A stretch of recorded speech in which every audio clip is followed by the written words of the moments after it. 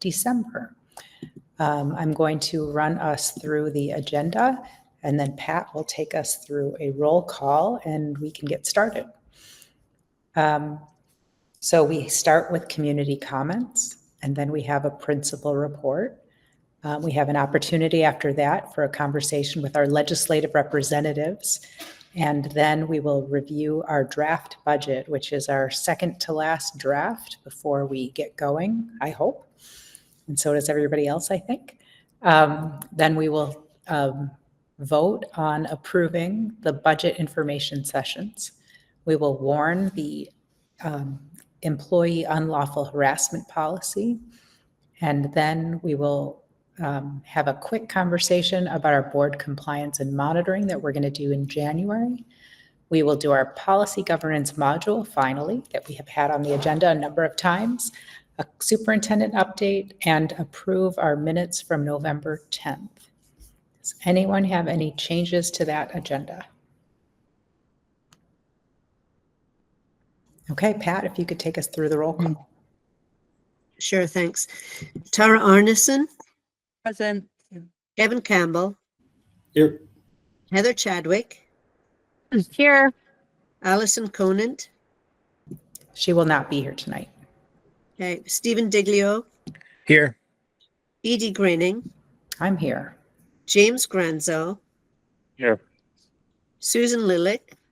She will not be here tonight. Sandra Limoges. Here. Hal Magida. Here. Ethan Maurer. Here. Stuart Morigeau. Katie Nelson. Here. Lisa Pollock. Present. Helen Stoddard. Here. Student reps Eli Wimet Here. and Jack Connell. Here. All right, thanks everybody. Great, thank you. So now we open the floor for community comments. Community members will be limited to no more than 5 minutes per person. The board requests that participants clearly state their name, place of residence, and topic of comment. The school board will take no action on items raised during community comment, and dialogue exchanges will be for clarification. I can't see very well in the room, but is there anyone who has community comment? We do have members of the public, Edie. Great, I see Stacy, go ahead. So I have two requests regarding, Stacy Lang, Underhill. I have two requests regarding two different topics. On November 10th, the board was scheduled to collectively rank our district for each quality standard and to provide supporting documentation to justify the ranking. On the 10th, that was unable to happen, and now the task has been taken online, which means that the community doesn't have the opportunity to understand what your perspective is on where we rank for each standard. And what the supported documentation is. So I'm requesting that we review the survey results along with the evidence for those rankings at either another board meeting, or if that information could be posted online so that we as a community can understand where you guys think we rank, where the gaps are, and what documentation justifies the rankings. Number two is budget related. So as a community member, one of the things that I did like about a previous budget was that every section had a header that more clearly explained what dollars in this section were being allocated to what, like whether it was special education or general education. This draft 2 budget is a little unclear. And honestly, like when I dig into some of these lines, I have absolutely no clue what they're for, even in the detailed version. Like I wouldn't actually consider the detailed version detailed at all. And I really, really want to emphasize to the board that I think it's important that we look at our October monitoring report and we say, okay, so we've seen some pretty significant gaps between kids with IEPs and kids without IEPs, right? So like the average student is operating at a 50 to 60% proficiency level, but kids on IEPs are operating at a 27% proficiency level. I would like to understand what the root cause of that is, and if it is something that needs to be addressed in the budget, understand what considerations are in the budget. If it's like, hey, we're changing how we work, our organization, or who reports to what and how the information is flowed down, then maybe there isn't a budget constraint or budget consideration. But if it's, we have a lack of resources or we have a lack of professional education or professional development rather, those are things that would necessarily be addressed or could be addressed in the budget. And so I really want to understand, like looking at our performance against our budget, like, how are some of these things being addressed? And right now that information is not. So overall, I'm just requesting that we have more detail. And I know John probably has already done all this work and we're going to have some community sessions that you guys are voting on today, but it's just really important that we understand what we're voting on and that we agree that these are, essentially this budget is going to help us meet our ends and track more to the 80% goal that, John, you've set for academic performance. Great. I know you're going to be here, so you'll hear answers to both of those later in the meeting. You said there was somebody else in the room, John? I'm Christian Matthews, also in Underhill, and I'm speaking on the FY27 budget. So thanks to the board, all the staff for the work you put into this budget and kind of how I think about this. There's two big buckets that drive our costs. There's the things the school board cannot control: healthcare, inflation. There's two big things the school board does control. These are capital projects and salaries. Controllable one is our capital project. So a little bit of a refresher here. So we already moved out about $880,000 out of the capital reserve fund this fall, leaving us about $800,000 in the capital reserve fund. Guidance that we got from John was that the amount of money you want in there is what's your largest roof. It's MMU, you said it was about $700,000. That means that our capital reserve fund has more than enough money to cover our largest expense with a little bit more. So it's unclear why in the FY27 budget we're increasing capital project spending from $500,000 to $1.2 million. That's a $700,000 jump without a clear explanation of what projects we're actually committing to spending on. So I first asked the school board is that to cover a new roof? Because that $700,000 is the same number we've already heard.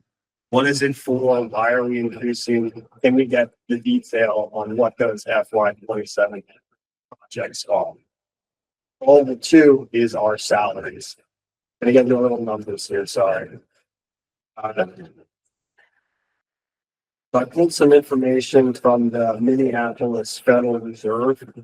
So from 2022 to 2025, inflation's CPI rose at a compounded rate of about 19%. Looking at our MMUUSD teacher agreements in that same time following those increases, we've gone up 24%. So that's a 5% gap. So we're increasing salaries faster than the pace of inflation. We've also signed up for a tentative agreement that commits us to further increases. So if we look out through the 2028 plan, and if we use the average of 3 years of inflation, we get to about a compound inflation of 26%, where teacher salaries will now be growing at 38%. So you've gone from a 5% gap over inflation to now a 12% gap over inflation. These only represent the teacher salary increases. They don't include education support staff raises of 6.25%, which are this year and next year. They don't include annual step movements. They don't include the removal of step 1 in 2025 and other factors like our lead teacher pay. So the actual gap is going to be greater than 12% when you look at the year 2028, and that's over inflation. What that means is that when salaries go faster than inflation year after year, they become the main driver of our budget increases. This is reflected in our FY27 budget, where salaries and wages represent 60% of the variance dollar increase. Combine that with a seniority-based layoff system and that rate going to all employees, we lock in these higher costs with almost no flexibility to adjust. So I disagree with the 3-year teacher agreement that this budget is built upon. These salary increases above inflation pose real risk to our community's ability to afford property taxes. They guarantee that newer teachers are always going to be laid off, and they limit what we can offer current and future students because more and more dollars are tied up in compensation rather than programs and services. Committing to raises that continue to outpace inflation guarantees higher taxes, reduces our capacity to invest in anything else. So in summary, again, 2 asks for that controllable one bucket capital projects. What makes up the FY27 $700,000 increase? For controllable 2 salaries, I think the most realistic responsible option is to go back to the negotiation table and adopt an inflation-based salary approach. South Burlington has done this in their recent teacher agreement. I think if MMUUSD really wants to lead on balancing affordability with retaining excellent educators, y'all should consider removing seniority-based layoff systems in our agreement and move towards performance-based salary progression as well. Thank you very much. Thank you, and I think your questions might be answered later in the budget meeting, or at least a little bit. Anyone else in the room? Yes, Edie? Great. Johnson, Nathan Huntington. I don't have nearly as detailed or prepared a comment as those two before me, but I just wanted to say that I appreciate everyone being here. I don't envy the positions that you're in. I know this is tough work. I know these are tough times. They've been tough for a long time in education and they're getting tougher. It's winter, it's cold, it's dark, and it's a Monday night, and I just I get to go to sleep every night knowing that my kid gets to go to a good school doing, and that is something I don't take for granted. And a lot of that is because of all of your work. And so I just want to say thank you, and I'm excited to hear what there is on the day.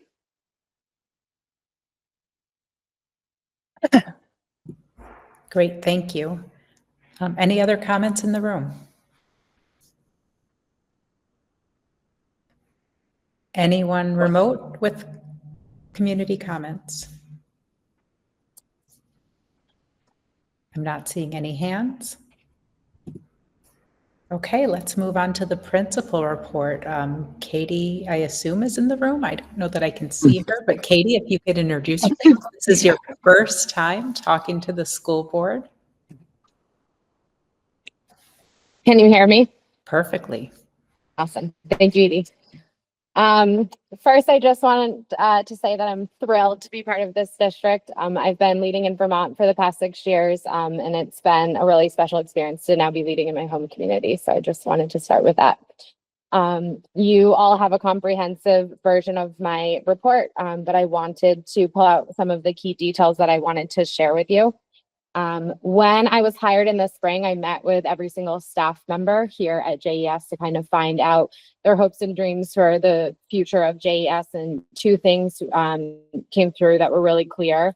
There was an ask to kind of bring back a sense of community and belonging amongst the staff in the building. And the other piece was they were really looking for clearly defined systems to support academics and social emotional learning and behavioral systems.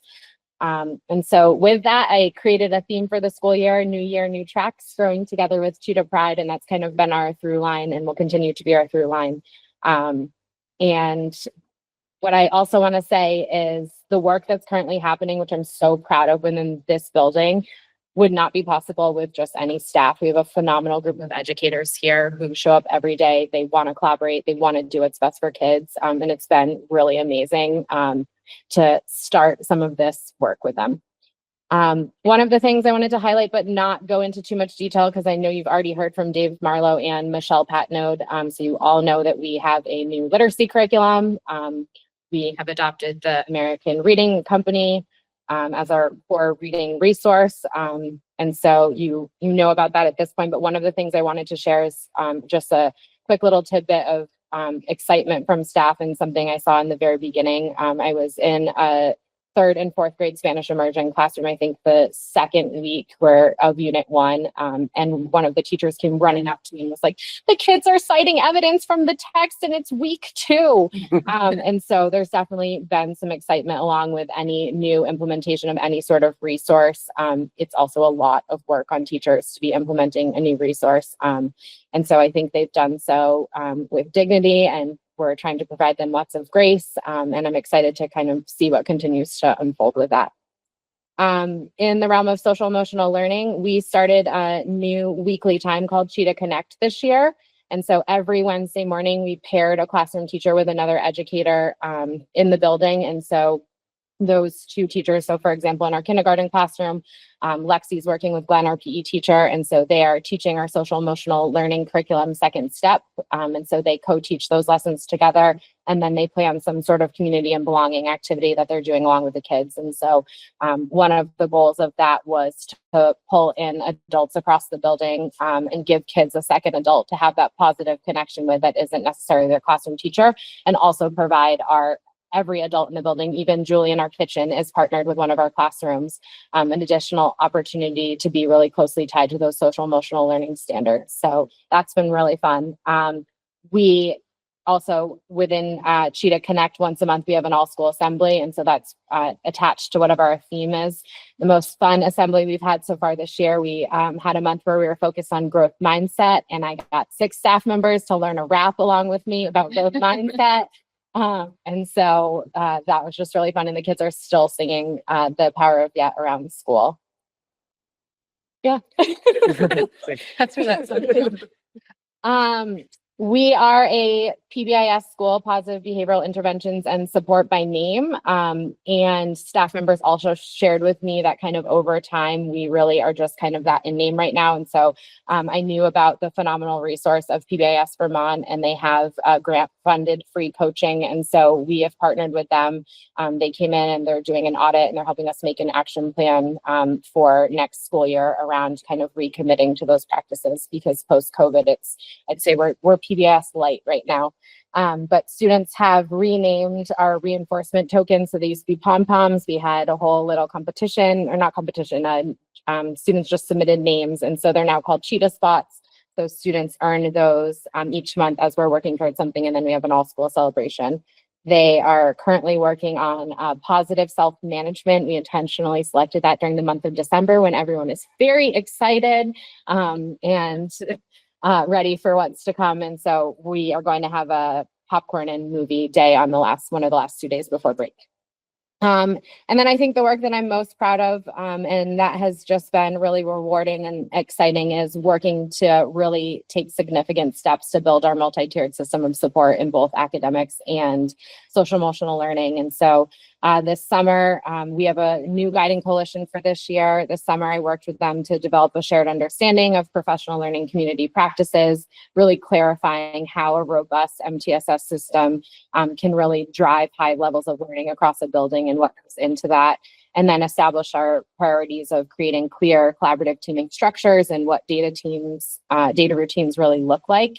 So our guiding coalition members are leading collaborative teams on a weekly basis, where they are engaged in teaching and assessing cycles. Teachers are at each grade level, including Spanish immersion. They're all working together, coming in, looking at common formative assessments, and then coming back to the table, looking at data, planning next steps for students who need additional time and support. I go to those meetings. I tell the teachers it's my favorite part of the week. And so that's been really fun. And then we've also added an additional layer to that, where they also have an SEL meeting each week, where we are following a very similar process, where we're looking at data, we're looking at lagging social emotional learning and behavioral skills for kids, and making decisions around different supports that students might need. And then also, we previously, student council here was open to multiple grade levels, and students were kind of voted in. And so we shifted that model this year to it's open to all 4th graders. And the teacher who's leading it changed the name to Cheetah Leaders. And so that group has already taken on a few different impactful activities. So they helped with our fall harvest fest that's put on by Pi.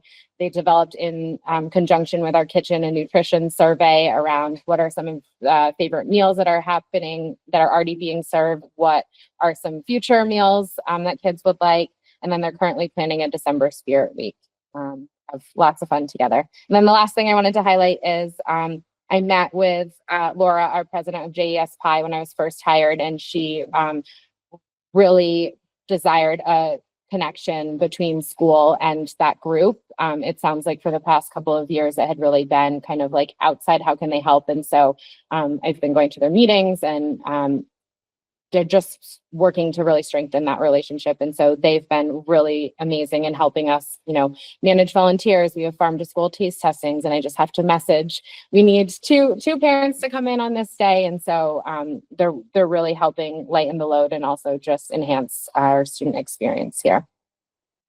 Those are the things I have to share. Any questions? That's great. Thank you. Questions for Katie? Yeah, I'm really excited by everything you shared. So thank you. I'm just curious, you mentioned you have PLCs that meet once a week, and then you also are meeting to go over SEL data on a weekly basis? Yep. Separate meeting? Yeah, so they actually have two separate meetings. And this is something that I had done in my previous building. And so I proposed it to our SEL team. They meet one day a week during the recess time when the kids are outside. And so we started just with like a very short chunk of time to kind of see how the teachers would feel about it. And pretty much every single meeting now extends to the entire block by teacher choice of feeling like it's valuable time.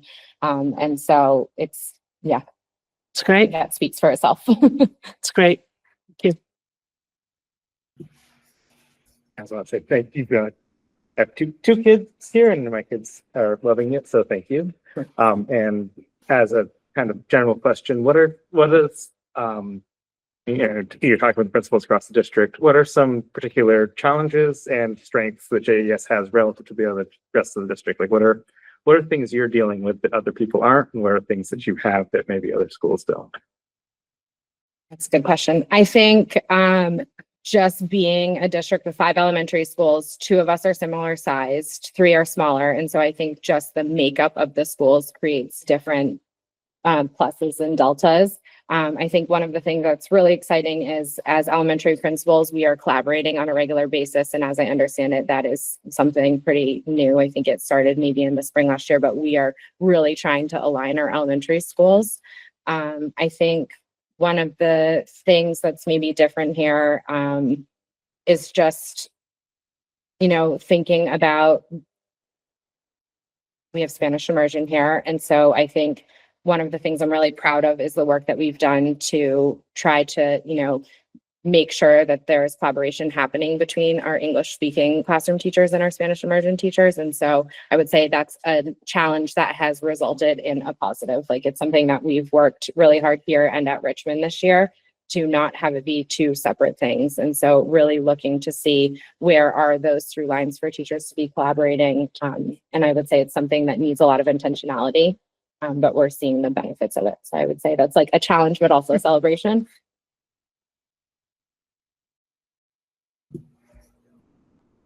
Anyone else? I actually had one more comment question. I think it's fantastic that you've together are strengthening the MTSS system. And I think that's, absolutely right on. I'm just curious, how is the staff feeling about that? Are they too excited, or what's happening there? So pre-COVID, the staff at JES were engaged in data teamwork, which is very similar work. And so I would say the veteran staff, this is not kind of something new. It's more getting back into those practices, but being a lot more intentional and doing it in a collaborative way.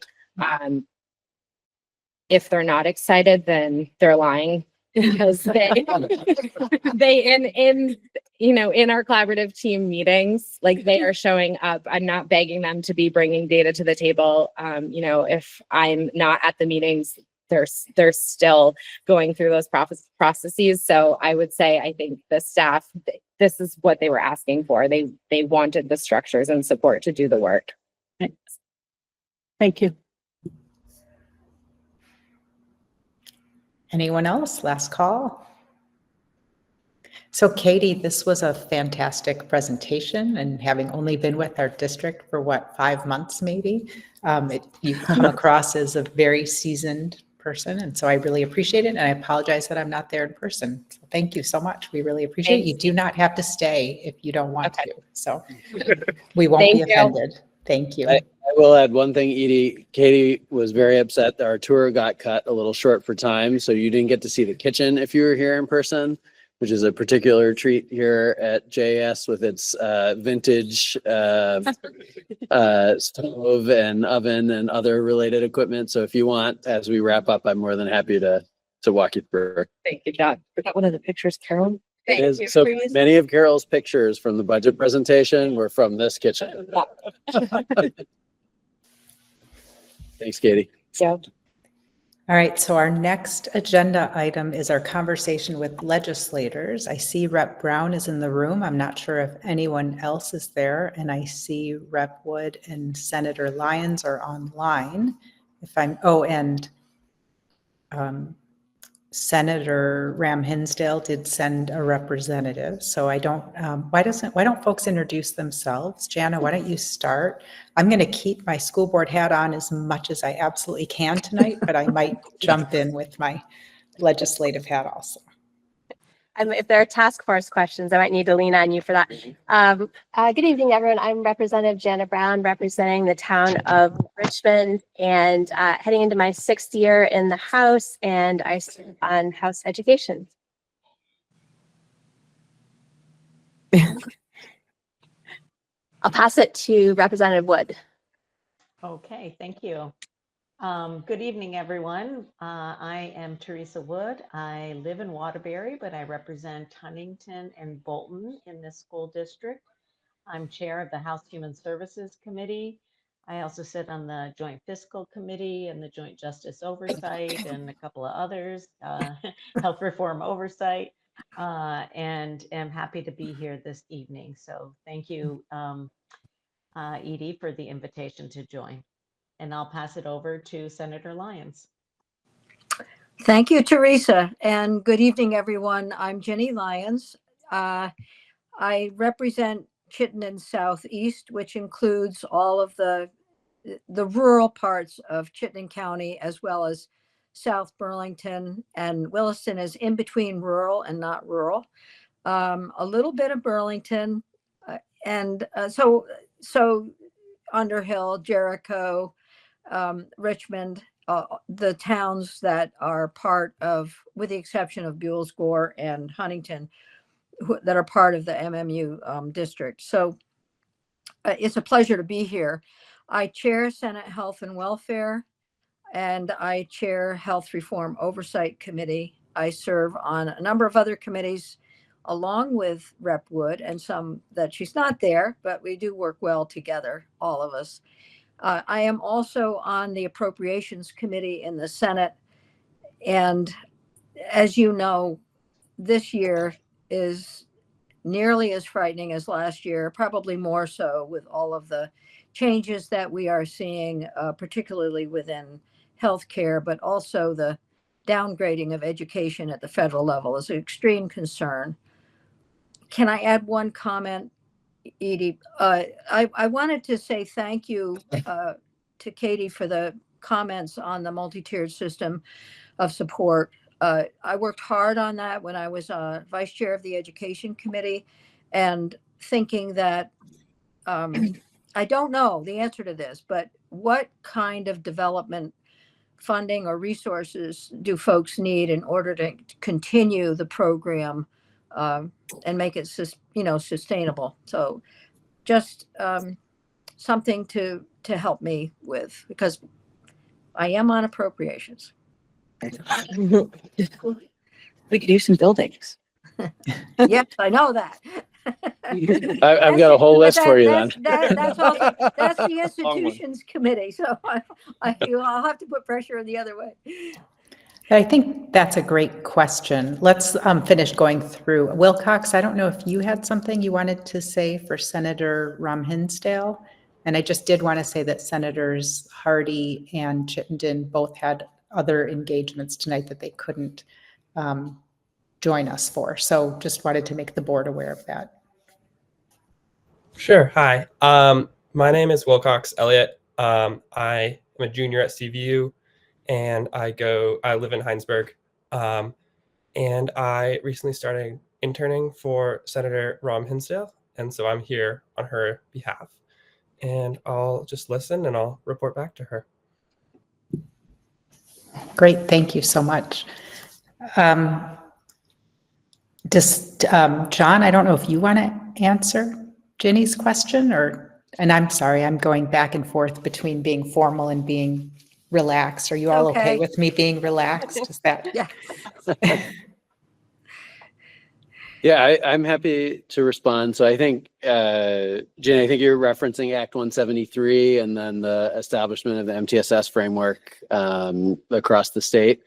And I would say we are really fortunate as a district here. We've got really fantastic people like Katie was referencing, and we have principals that are working together to develop systems. I think one of the key pieces from Act 173 was the flexibility to view student supports across a continuum from general ed to special education, and for schools to have the flexibility to redeploy assets within that span. Historically, there's been a really rigid divide between special education and what special education teachers can provide, aka not servicing general education students. And Act 173 was pretty transformational in changing that paradigm for us. I think the continuation of that work, and then Act 139 and the requirement for literacy intervention also supports the intent of Act 173. Where we come up short as districts is on the human capital side of things. We do not have enough reading specialists, and I would say there are not enough reading specialists or math specialists in the state to be concurrently working with every child that requires some form of intervention or remediation. And so our fix, and that's a national problem, it's not just a state problem. Our fix is to have classroom teachers provide some of those first layers of intervention. But we have gaps in that support structure that is both human capital wise. There's not enough people in the state with that knowledge, or in the country, but also just financial. We could not afford to hire the number of reading and math specialists that we would desire to comply with the full intent of those two acts. Can I ask one follow-up on that? How much support from the Agency of Education did the district get? And are we able to implement it because we have a big enough district with enough staff, or is it for some other reason? So districts received a tremendous amount of support from the VPA and the VSA with Act 173 and then Act 139. There are some really knowledgeable people at the Agency of Education that have been available for technical support. And then with Act 139, there's been more support behind structured literacy instruction in the state and providing some resources there.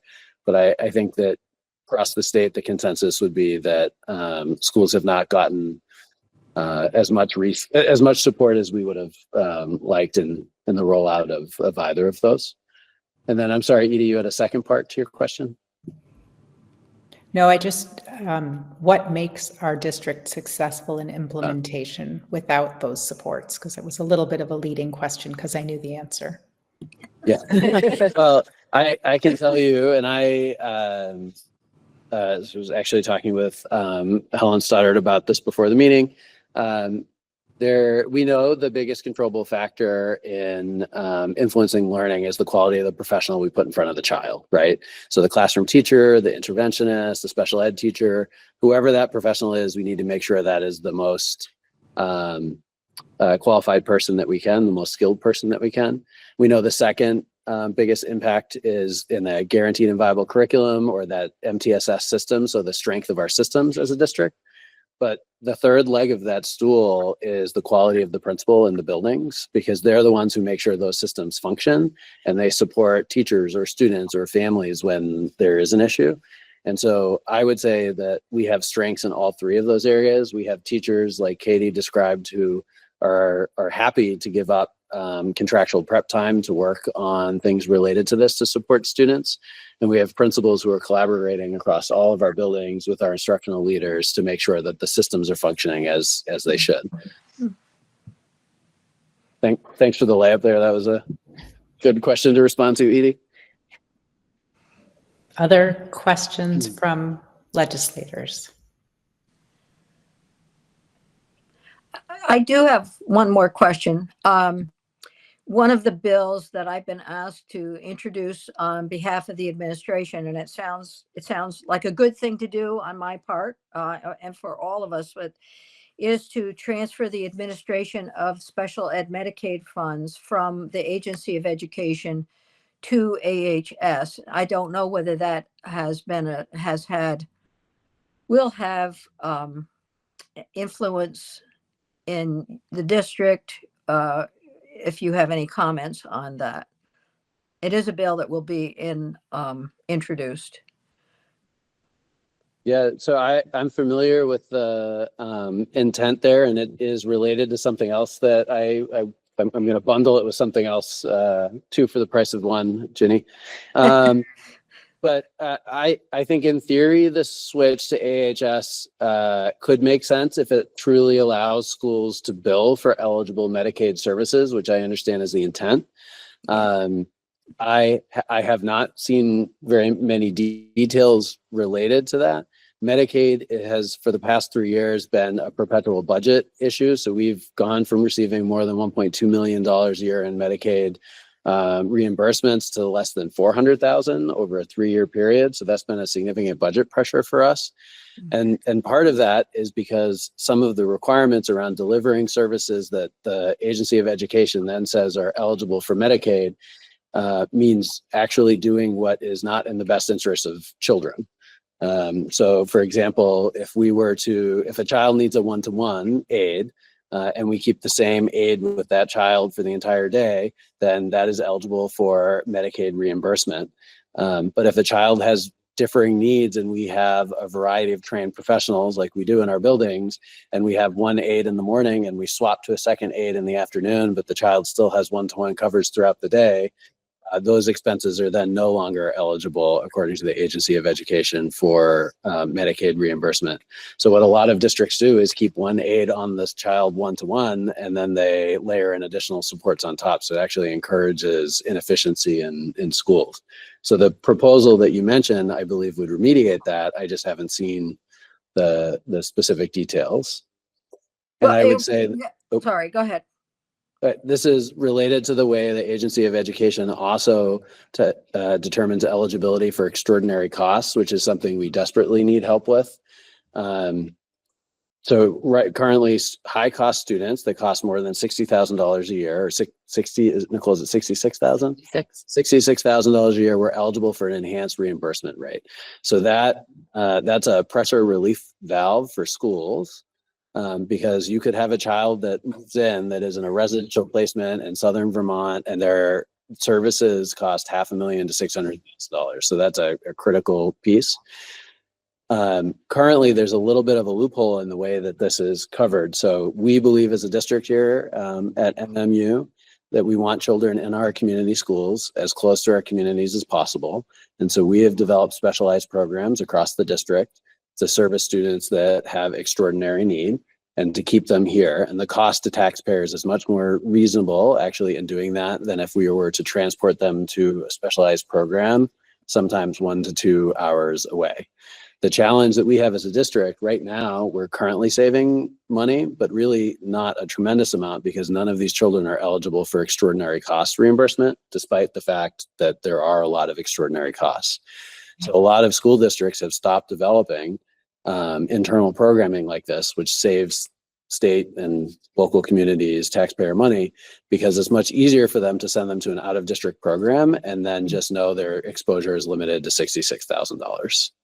So a change in that rule to accompany the change in weighting for special ed students would be a huge relief for school districts like ours that have invested in specialized programs. Thank you for that. And I did meet with some special ed folks, and they also touched on this issue. So it is a concern. So as we go, I'm not on the education committee, but certainly can bring this to their attention. Obviously, the Medicaid piece is something we can look at within the healthcare committee. So I appreciate your comments, and John, and you're not off the hook going forward. I never am. Thank you.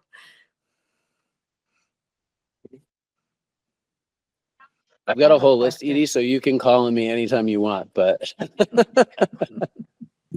Go ahead, Teresa. Thank you. So recently, the Department of Vermont Health Access has changed is proposing changes or has made a decision to make some changes effective January 1st for Medicaid billing for individuals with autism, children with autism, and specifically around who can provide different types of applied behavior analysis and how that can be done with supportive staff. And I'm just wondering if you have received any notification of those changes or if that's had any impact on the programming that you provide within Mount Mansfield Unified Union. Yeah, I've just taken a note, Teresa, because I'm not aware of that change in Medicaid billing for autism spectrum students. So I will look into that and see what's what. Okay, that's actually just as important to know that you haven't been notified or aren't aware of that change because it's happening soon, January 1st. And that tells us something about the notification process or lack thereof. Particularly, I was concerned, particularly in schools, about how this information was getting out. And so, thank you. Well, I don't want to throw anyone under the bus. It's possible that our student support team has received notification and I just haven't been briefed yet, but I'll find out.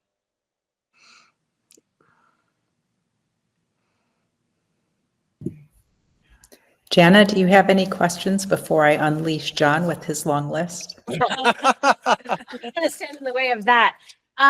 No, I think I don't have any at the moment, but I can certainly follow up. I just wanted to express some appreciation for your comments about internal district programs for students in need of specialized support.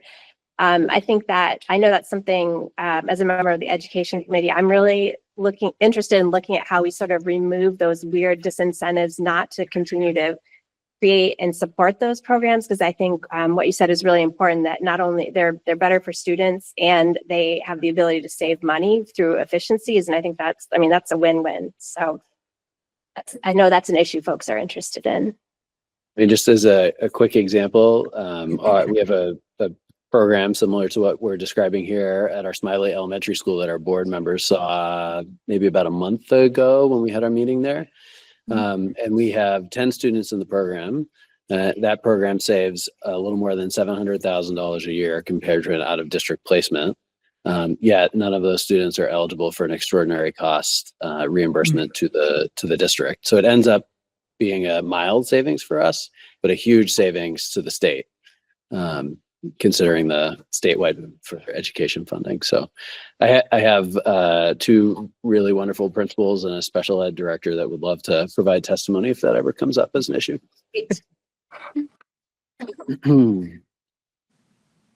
Ready for my list, Edie? Okay. So I can't take credit for the whole list. So these are issues that have surfaced in board meetings since I began my transition into the role last March. And some of these will be really reflective of conversations that we've had in meetings, but also one-on-ones and small group meetings I've had with board members.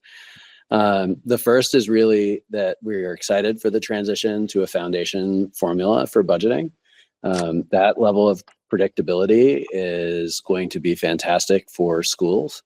The big question mark that I have, and I'm looking at our director of finance right now, she knows exactly what I'm going to say, is if health insurance is not addressed as a cost driver in the switch to a foundation formula, we will end up slowly hollowing schools out. And that's because there's no way, the intent behind the foundation formula is to slow the rate of increase and for those decisions really to be made outside of local school districts. And if our main cost driver that we have no control over is not also curtailed at the same time, then we'll actually see a lot of these services that Katie was referencing and a lot of the wonderful programming we saw on our tour today. Those are going to be hollowed out of our buildings just to pay for health insurance. And so any kind of way to either address the cost increase or to cap a district's exposure to it would be really key in my mind for the foundation formula to be successful. I ahead, saw your Jenny. hand go up, Jenny. Yeah, this is obviously an area that we've been working very hard on, understanding that in May, we passed a law which gives authority for reference-based pricing for private insurance, and for that will very much and greatly affect your negotiations and healthcare coverage to in the tune of millions of dollars. It will be significant, not for each school district and for the state. Unfortunately, it won't begin until the next budget year. So, but my question really for the finance director is how you see it fitting into the foundation formula. I see the pricing payment reform for reference-based pricing, and we are, as this is a first step, we're also going to other another regulatory environment for hospitals called global budgeting. We're also looking at payment reform for primary care, all of which are going to begin to corral, or not begin, but continue to corral healthcare costs.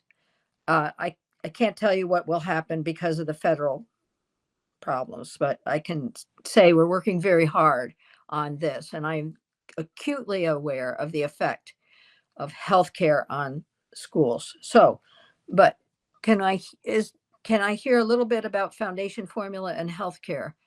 That would help me.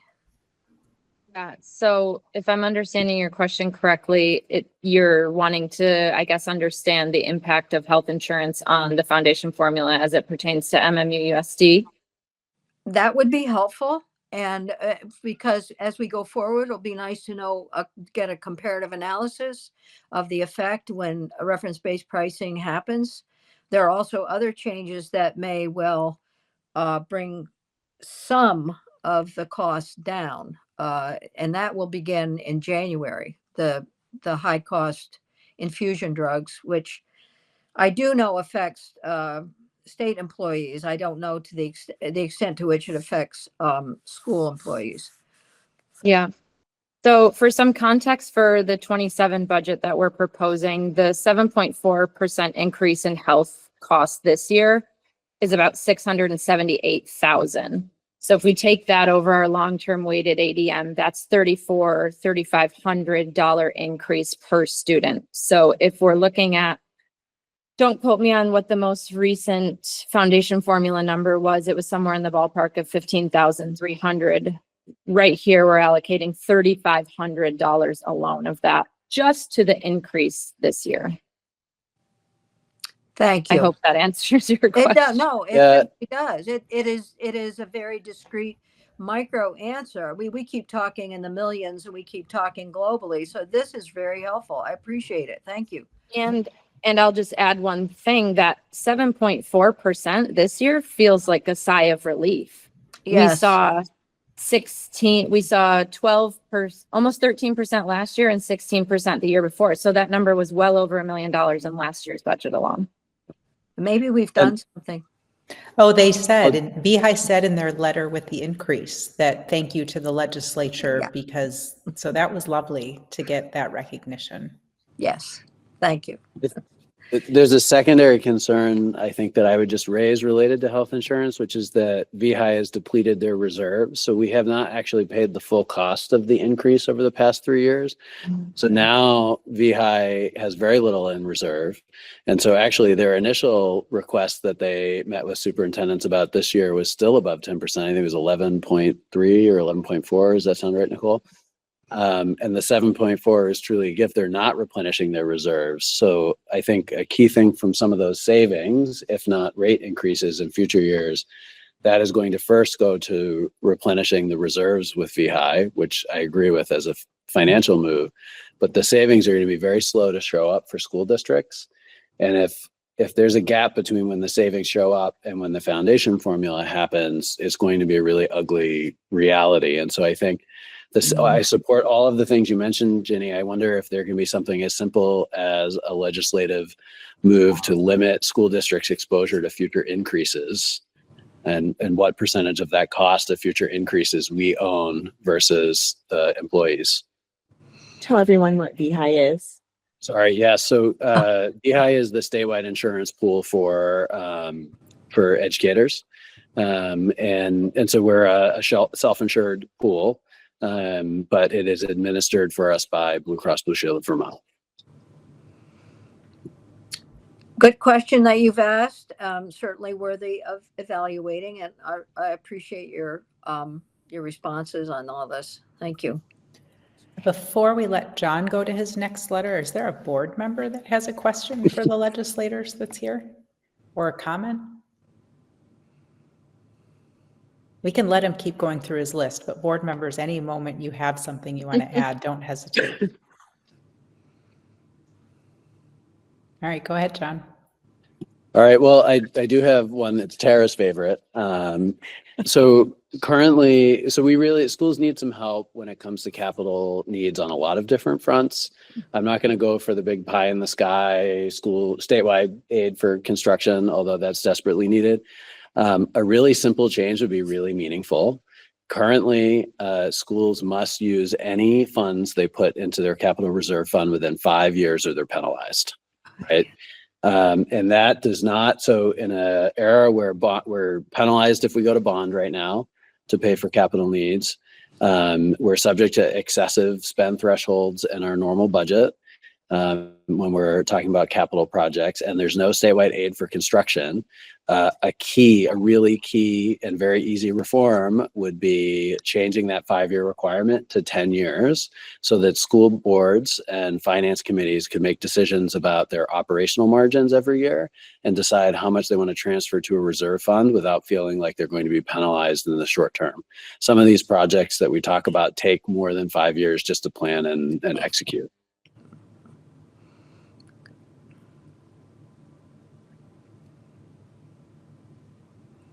I actually only have one more, but It just looks like a lot from where I am. well, It's good because our time is. Keep it up with that last one, because that seems like an infinitely doable one, Yes, and it's something that could happen this session. So Very doable and very, yes. yeah. the last one is really just from conversations in the finance committee. So a challenge that we face every year, and if for whatever reason the foundation formula's implementation is delayed or it doesn't happen, there's key information that determines the tax rate that we don't have access to and isn't set until after our communities vote. So we're talking about the yield and whether or not there's a decision to buy down the tax rate. I know that those are political decisions, and they typically happen at the very end of the legislative session. But a frustration the finance committee has voiced is that we have to go out to our communities and explain our budget without the most accurate or even accurate information about key variables in determining their tax rates. What is your solution for that? How do we put things in synchrony? How do we bring things together? Well, the foundation formula would solve that problem. So I'm a big fan of that solution. And I recognize that both that we currently have what I would say is the most, or I think what is generally viewed as the most complicated funding mechanisms for education in the country. So I don't know, unless we're changing other things about it, that you'll, as a legislature, have the information you need early enough in the season. But okay, I'll ask a really, the dumb question, and that is, is there any way we could look at 2-year budgeting? Oh, we could on the operational side. It's a challenge. I say we could very easily. Nicole's eyes say something different. With knowing their collective bargaining agreements a couple of years out, that's for sure more helpful. Well, right now you have collective bargaining contracts that last how many years? Depends. Sometimes 1 year, sometimes 2 years, sometimes 3 years. So if it became sometimes 2, sometimes 3, yeah, I've always been an advocate for looking at longer term budgeting, knowing that you're always going to have to do some midterm adjustment. But it seems to me it would make your lives, and I think of the school board and administration, so much better. It would make my life better too in the legislature. I know. Yeah. And full-time legislature might help that process. Be careful what you ask for. Can John, are you? I'm good. Right, so I got the room there real quick.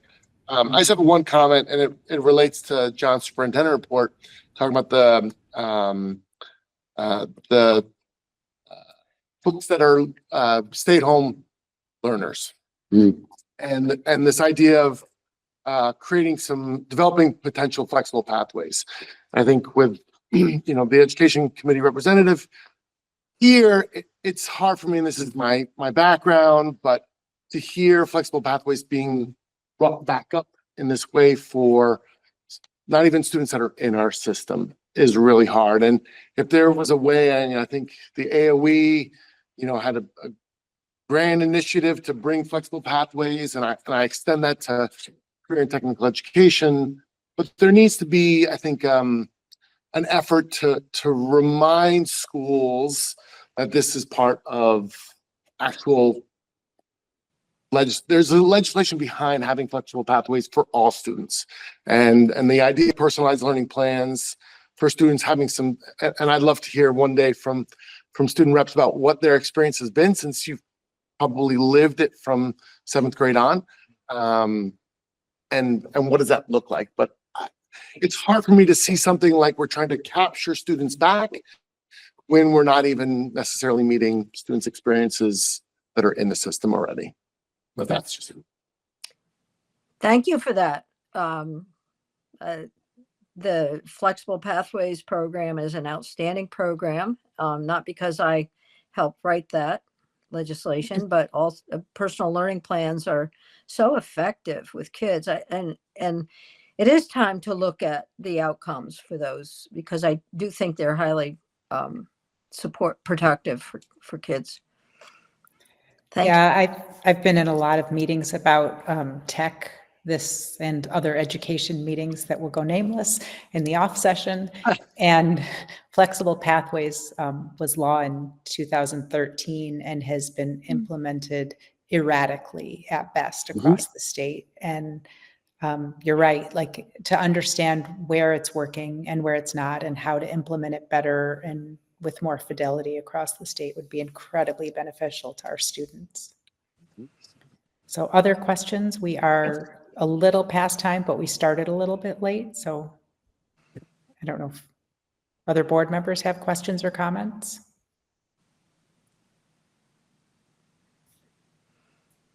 All right, well, I want to thank Ginny and Teresa and Jana and Wilcox for being here tonight. We truly appreciate this. I think we've been doing this for about 10 years. We've been inviting you to come, and you all are regulars, and we really appreciate that. We appreciate the conversations not during this meeting as well. You work really hard to represent us, and we truly can't thank you enough, because we have an awful lot of legislators who we invited who are not quite as engaged with our district as you are. And so we just want to make sure that you know how grateful we are to you for showing up tonight and for showing up for us regularly. So thank you. Thank you all.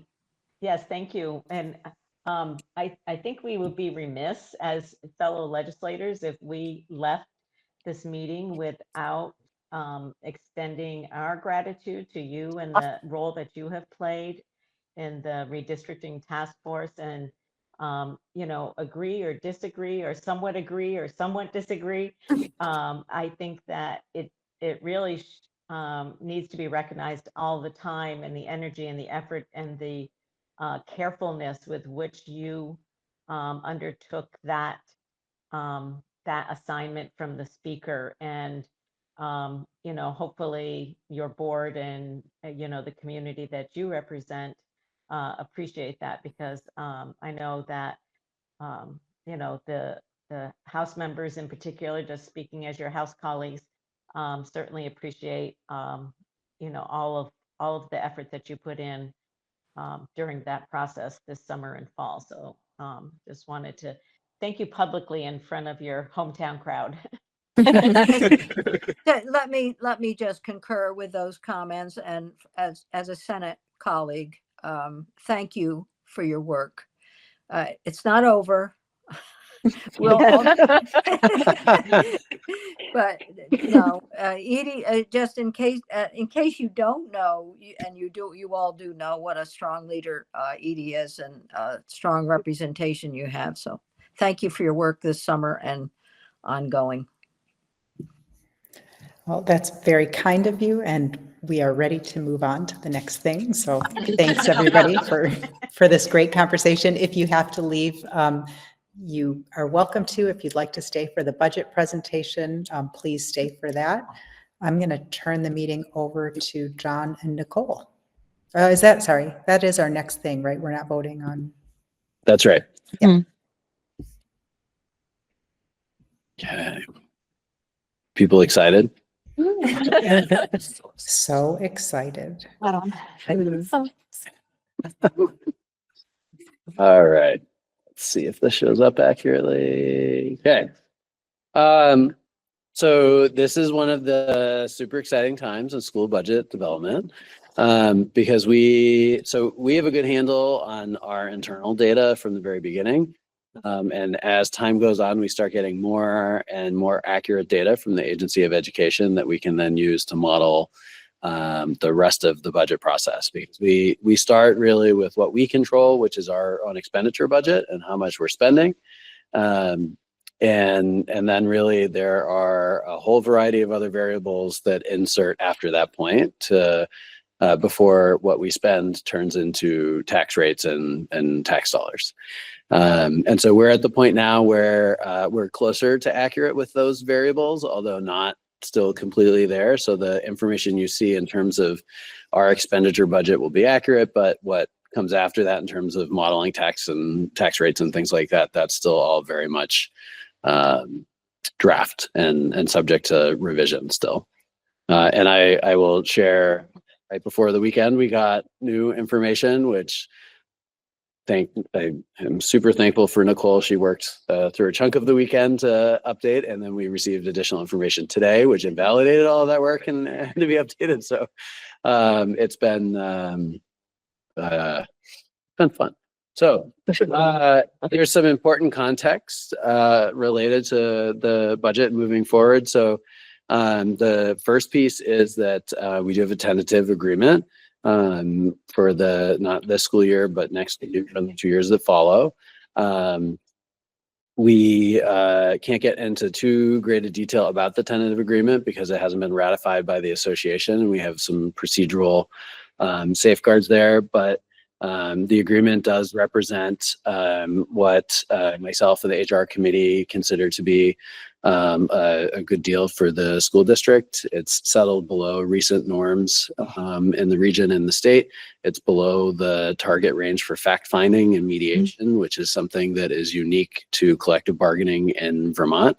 We can reasonably predict entering into negotiations a very tight range that we would end up in if we're not able to resolve the contract ourselves and we have to go to fact finding.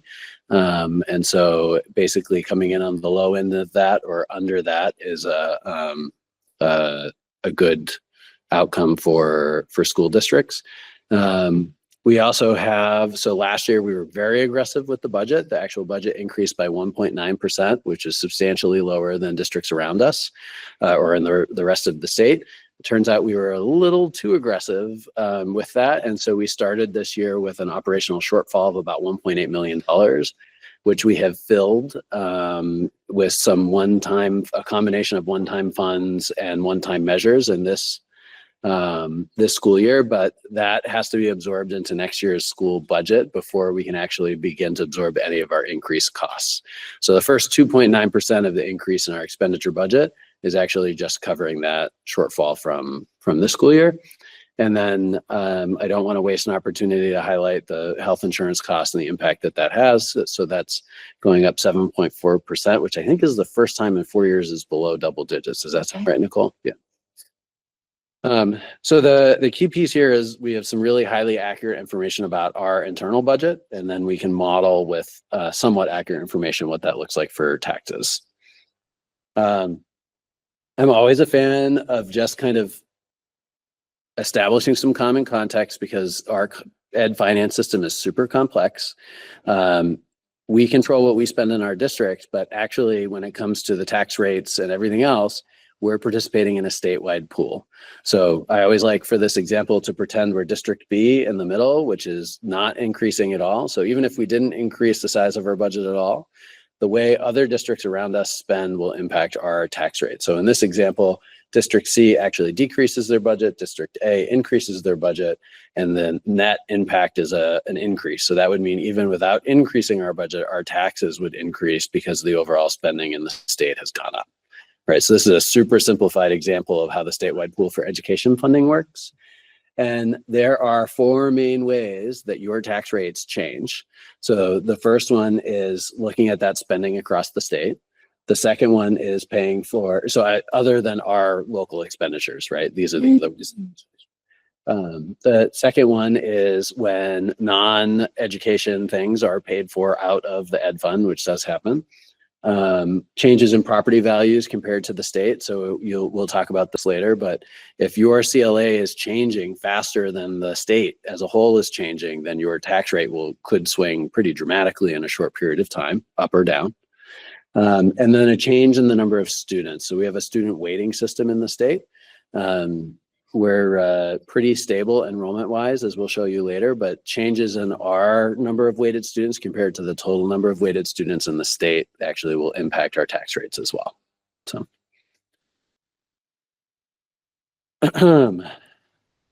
And like I said, enrollment has been pretty steady, even if it doesn't look it. So this is a graph that requires some explanation.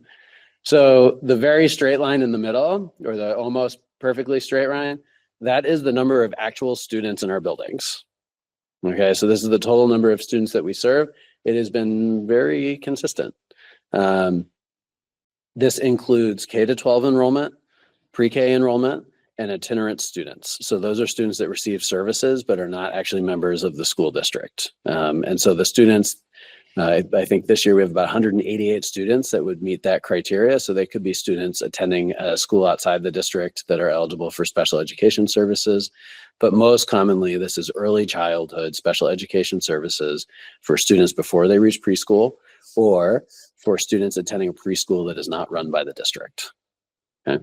So that includes all of those. Those numbers change over time. Like right now, we are currently seeing a decline in our pre-K enrollment and a rise in our itinerant student rate.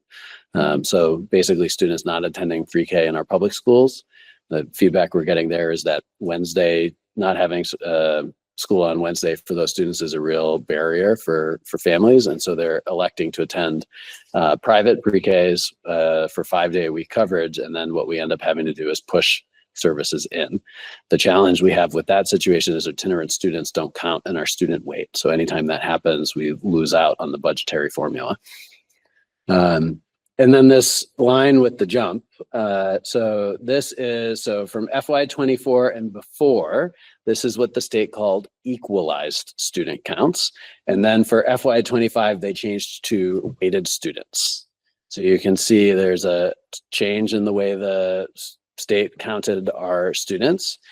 We have, as a district, really not benefited from this change at all. It has, even though it looks like we've gained students, the vast majority of districts in the state gained many more students than we did, because students that qualify for free and reduced lunch, students who are English language learners, students in very rural communities or from very small schools all receive preferential weighting because they cost more money to educate. And we have lower numbers of those students compared to other districts in this state. And so when we look at our tax rate over time, you will see the impact of that in those graphs. Can I just make one point to drive home? I know that looks like a significant jump, but our district really was so negatively impacted by that. that, and we'll talk about it a few slides later, but we receive a tax rate discount, Right. which speaks to how much we were negatively impacted by that. That's right. The state had a mechanism for districts that were grossly impacted by that. That's not the right word, but severely impacted by that change. And they have a tax rate discount that phases out over time. So this is just a interesting chart. We always talk about enrollment when we have budget conversations. So I don't know why, but the Agency of Education calls itinerant students -2. That's the code. So you can see that -2 line, 188 itinerant students, 133 pre-K, and then the rest of it is pretty self-explanatory by grade. We have a very stable enrollment overall, but we actually have huge swings every year from grade to grade and from school to school. And so you may have noticed in Katie's budget that over the past 3 years, her student count has dipped a little bit and staff has dipped as a result of that. Staffing across the district has not dipped. Those resources have been reallocated across the district to meet bubbles as they form in other schools. So the elementary schools in particular do lots of resource sharing to address these bubbles of students as they come up. And this is Kevin's favorite graph.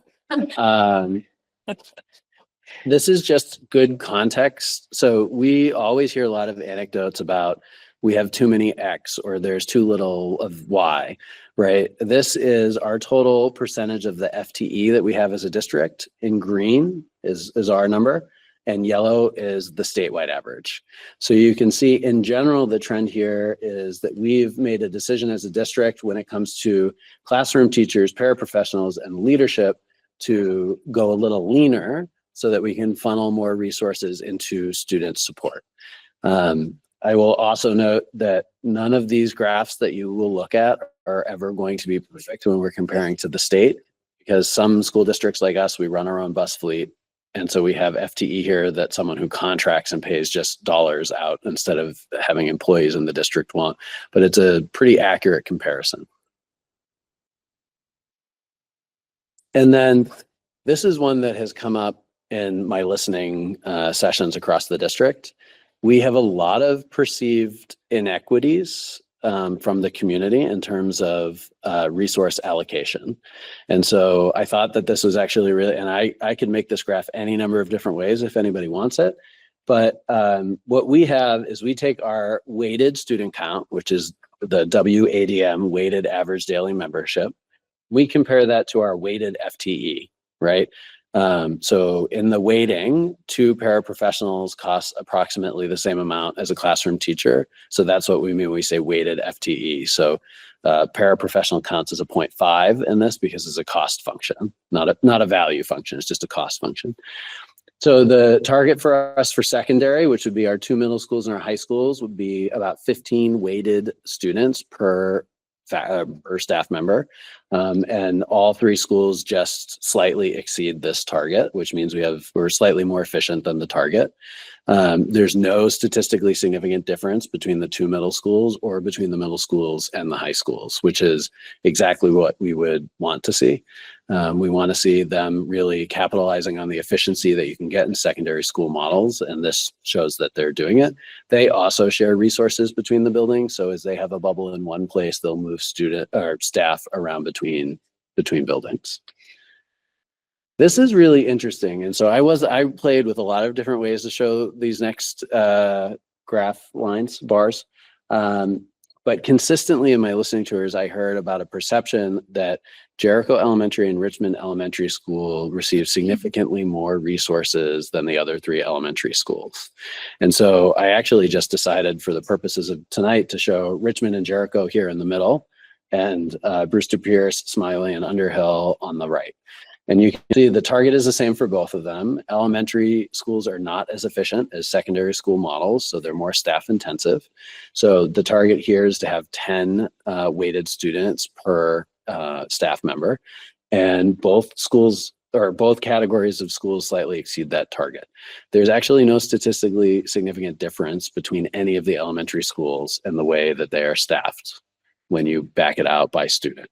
And I can also share that across all of our schools, we did the same exercise with staffing budgets at the start of the school year. So when it comes to supply budgets. So when it comes to supplies, field trips, activities and athletics, and staff, so we're talking now about more than 90% of the budget, that's all equalized for weighted students across the district, and really equitable, which is great. Did you get like an anecdotal sense of why that perception exists? Yeah, here's my take on it. People see a program at another school. So a classic example that comes up is Richmond and Jericho have a robust exploratory program. And so often from the 3 other elementary schools communities, I would hear, why don't we have access to something like that? And it's not that they don't have a proportional amount of staffing. It's just that the schools make different choices with how they do it. And so for us here in this building, that exploratory program is really part of the experience. But in other different buildings, they would say maybe it was the outdoor programming, or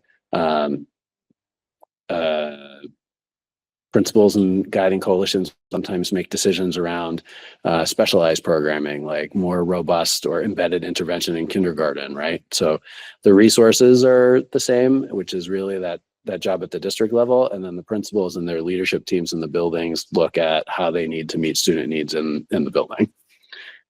Can I ask a clarifying question there? Yeah. So if there are community concerns, parent concerns about our students in town X, Y, or Z don't have access to, say, the exploratory program, you're saying that's a principal level decision that parents could speak to the principal about?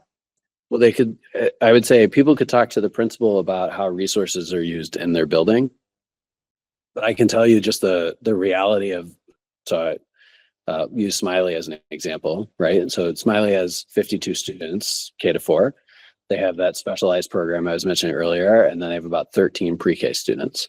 So a school that size, even though proportionally they're getting the right amount of resources, they would never be able to fund a full-time exploratory student or teacher, right? Just based off the size of the building. And so, while the resources are distributed equitably, what they look like is different. And that's okay. Like I would say our smaller schools do many things that our larger schools can't do, based off the size that they have, right? So it just kind of depends. Yeah, kind of along those lines, some of the perception, or are there programs that larger schools can have, not with the ratios being the same, but you can hire you can have a full-time equivalent. Just the net numbers of have more, you can distribute it more. Is there the Bruce Comparison and Smiley and BCS maybe share some resources that JES and RES have in-house? Like, is that already being equalized? Just the fact that someone can, the larger populations can support more, does it happen to some extent? So I would say yes, and so the elementary principals, like Katie was mentioning, really last spring started a huge push around collaboration. And this year they're sharing quite a few resources between the buildings. They've already identified further integration in terms of budgetary and staffing needs, and sharing more staff across the 3 as really important to them. So I'm excited to see more develop from that. All right. Ms. Nicole, it's all you. So this, just to start the the FY27 budget conversation, we've talked a lot about CBA's collective bargaining agreements, health insurance. So just kind of put visually into context, there's no way around it. Those are the biggest drivers of our budget. Salaries and wages at 57%, benefits 23%. Just those categories alone are 80% of the budget that we put forth. So any percentage increase, 4% is the teacher CBA next year, and 6.7, I believe, is the support staff. Those are the biggest drivers of the budget. And the numbers used here are based on a level service budget put forth. This is the draft 1 of the 27 proposed budget. This is what a level service budget would have looked like. And this was the first draft that was presented to the Finance and Facilities Committee, just drawing attention to that 7.4%. This was our starting point.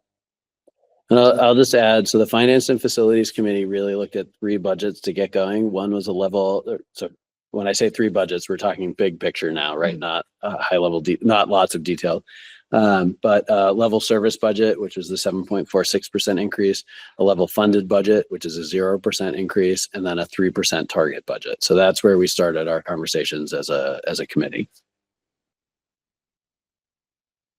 One of the things, sorry, were you? Yeah, you're good. Okay.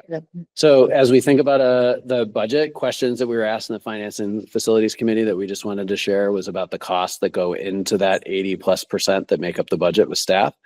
So our average cost for teachers, when you include the benefits, is just over $102,000. So a huge chunk of that, like we showed on that pie graph, is actual benefits, most notably insurance, health insurance. But it's also important to call out the first 5-year teacher average cost, because if we are cutting, and we do have to RIFs are actually really inefficient in that we're cutting our least expensive staff because of the way seniority works with the association. So you have to cut significantly more staff to make up the difference when you compare it to the overall cost of staff that we have. And so what you end up then doing is super concentrating your staff with the most expensive members of the association. Also an interesting piece here, so support staff, so the educational support personnel contract, their average cost is higher than our first 5-year teachers cost. And that is because of a difference in the way they elect benefits. So for teachers in the first 5 years are mostly not on the family plan for health insurance, whereas the majority of our support staff are on the family plan for health insurance. And so you can see just there with this simple example, how much health insurance is distorting our staff costs across the district. I'm just going to interrupt quickly and to say that benefits includes the money we pay in for retirement as well. So it's not all benefits that get paid to, am I saying that accurately? It doesn't all get paid to the employee immediately. So that's correct. And I would just say there are a lot, like we pay in for Social Security, the FICA taxes. There's lots that go into this number. It's just that the biggest chunk is health insurance, which is why I keep harping on it. But you're absolutely right, Edie. A family health insurance plan is $35,000 to the district. That's the district cost. So we ended up with what I have affectionately called the FTE line in the Finance Committee meeting. And so this is really where the decision started. So you could see level service is a 7.46% increase. A 3% increase would have resulted in 2.7 million or so in cuts from a level service budget. So that would be approximately 45 FTE that would have to be cut from the budget to hit that target.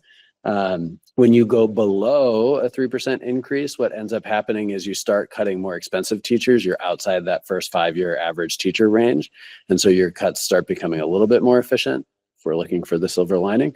And to get to level service, you would need to cut 65. So it's not as linear after that, but between 3% and 7.46%, the general rule is for every 1% you move the budget, you're talking approximately 10 FTE.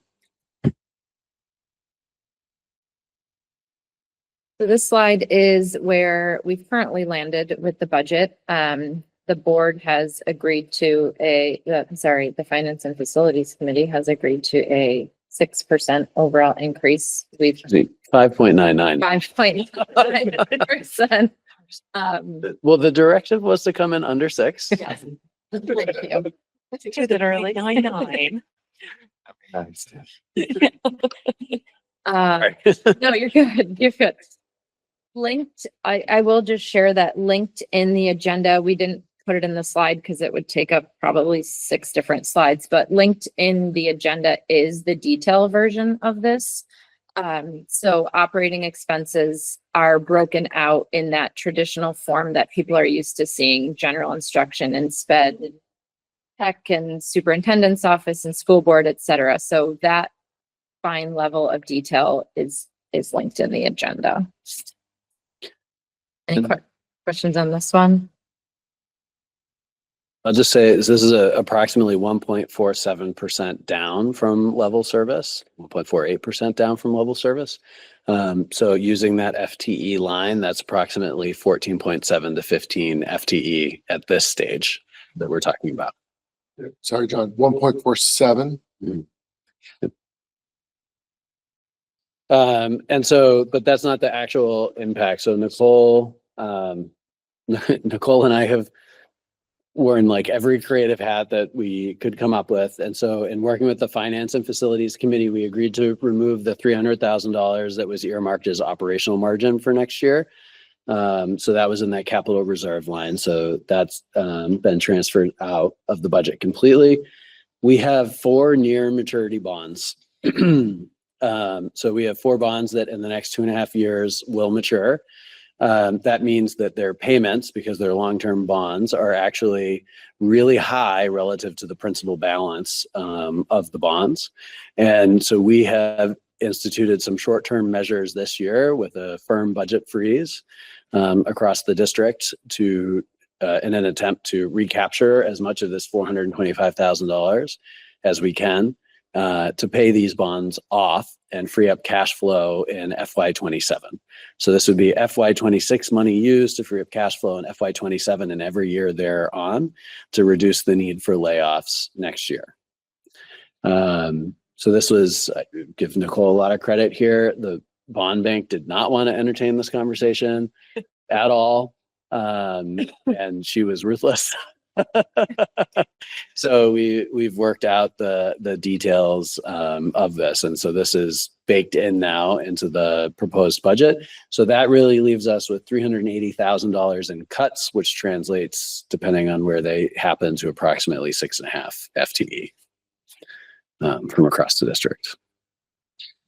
One more question. So 5.99 minus 2.9 is like carryover from last year. Is that dollar to dollar? Okay, so if we didn't have that 2.9, we'd be looking at more of a 3%, 3.09 increase. Yeah, so no, this is a great point, because I think if you look at this FY26 and FY27, we're really looking at an average of a 4% increase in our expenditure budget for each year. It's just that last year we came in at 1.973, 1.94, and this year we'll be coming in at 5.99. In addition, there was a big pay down from the state as well. So even though it was only average 4% over the 2 years, there's still an artificial drop down from the state. And you're That has to do with the tax rate. Tax rate, not the budget. Yeah. Thank you. yes, but you're going to see the hangover that we'll experience as a state from that in a minute. Thank you. Some good foreshadowing. So really, there is this question. I feel like anytime we're talking about potential reduction in staff, the question is, why not X to avoid cuts? And so we do have currently a small fund balance and a small capital reserve balance.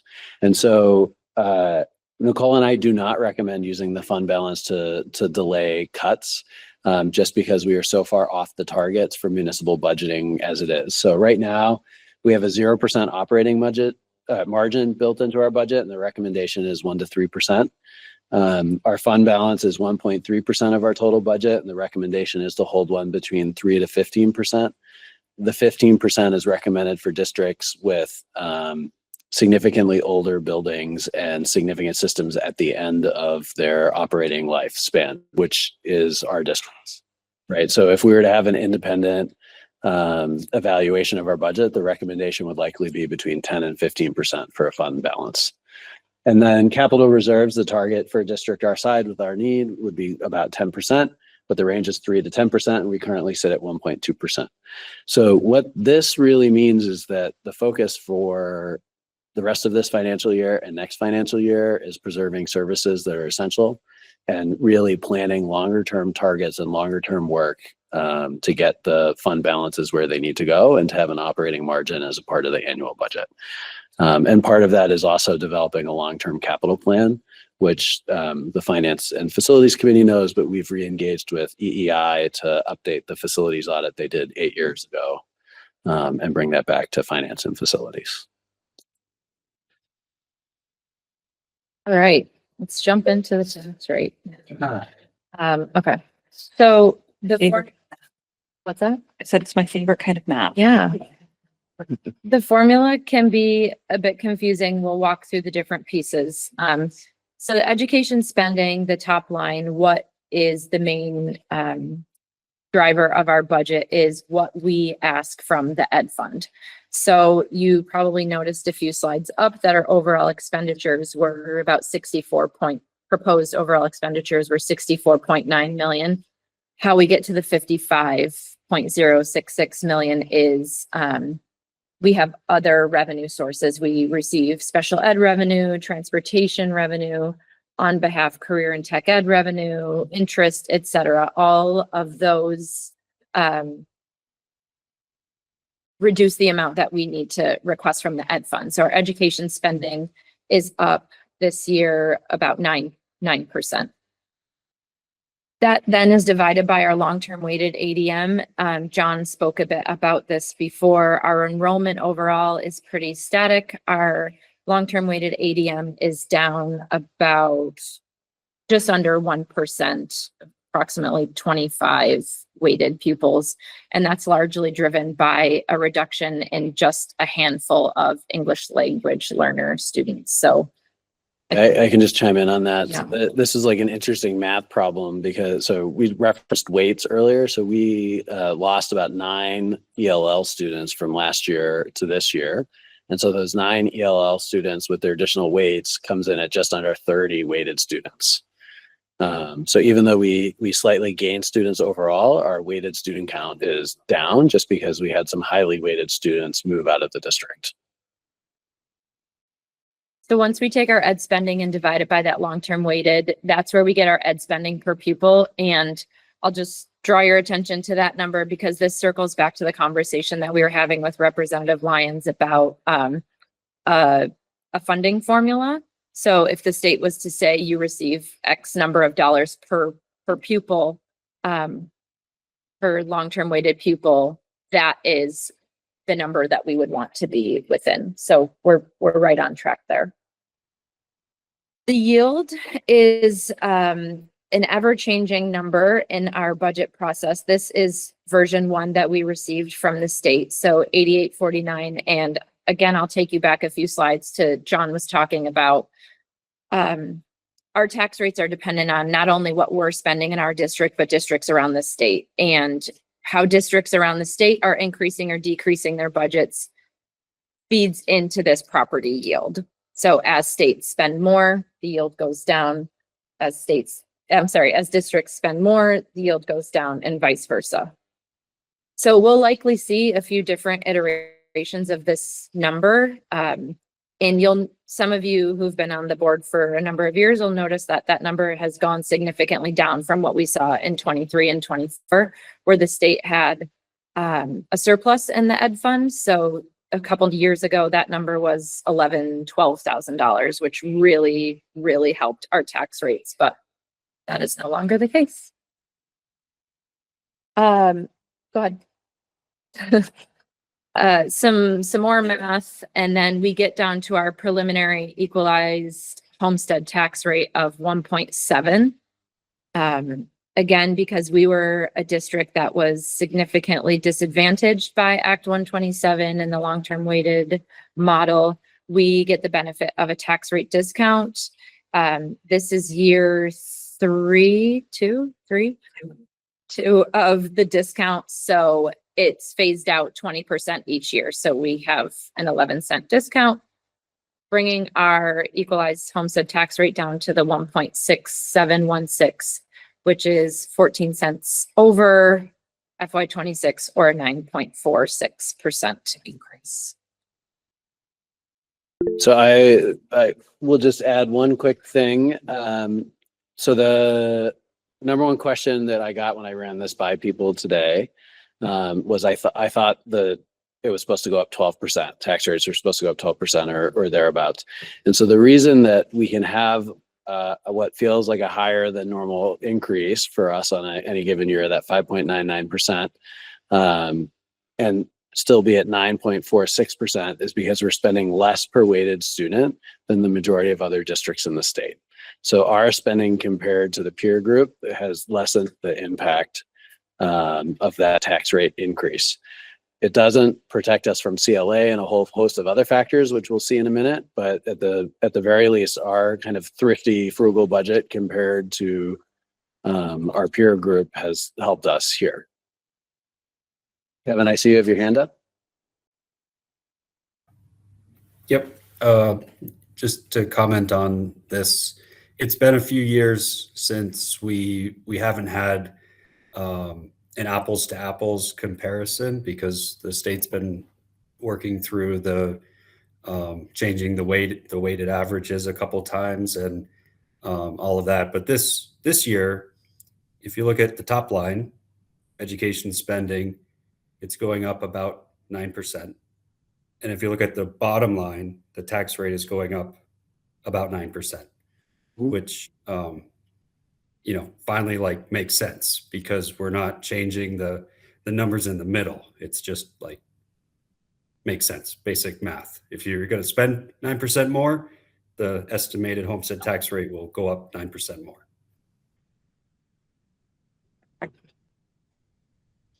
Excellent point.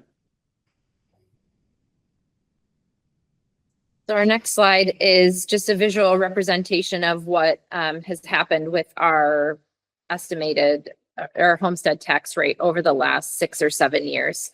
Kevin, I added the percentage change in for you based on feedback. So I want to just draw attention to a couple pieces here, because we're seeing some volatility. So number one, again, the big decreases that we saw in 23 and 24 were related to those 2 years with abnormally high yields. The ed fund surplus really helped tax rates across the state in that way. The 6-year average for our district is really only a 2.76% increase. But I do want to point out what's happening between 26 and 27. So in 26, again, Kevin just spoke to that apples and oranges that we've been experiencing in our tax rate calculation. Last year, again, we were negatively impacted by some Medicaid direct cert information that caused us to take a hit to our long-term weighted ADM, which really drove up the homestead tax rate. But our towns did benefit then, oddly, from CLA being layered in. So we didn't focus too much on the 23.1% increase in the homestead tax rate, because it was out of our control with what happened with our long-term weighted ADM, and the CLA really did benefit towns. And that seems to be what people care most about at the end of the day. So the next slide could be titled Revenge of the CLA. Okay, next slide. So this again is based on the most current, and this typically doesn't change, but CLA information that we receive from the state. So you will notice all of our towns increasing this year. And admittedly, it took John and I a few minutes in digesting these numbers today to really wrap our heads around what was going on. The biggest driver. Say they're not totally accurate yet, right? Like this is the part where where the math is still a little bit fuzzy, right? Sorry. So the biggest driver in what is happening to the individual town tax rates is, yes, it's in addition to the projected homestead tax rate that we're putting forth, that 9.4% increase. But the biggest driver here is really what's happening in our CLAs year over year. So across all of our towns, CLA is going down pretty significantly in some of them. So I am a Jericho resident, and I will point out Jericho, for example, here. Just a 10% decrease in the CLA year over year is, going from 90% to an 80% CLA is an 80% change overall. when you layer that in with the 9.46% that we're putting forth, you can see how we're getting to the 23% increase year over year.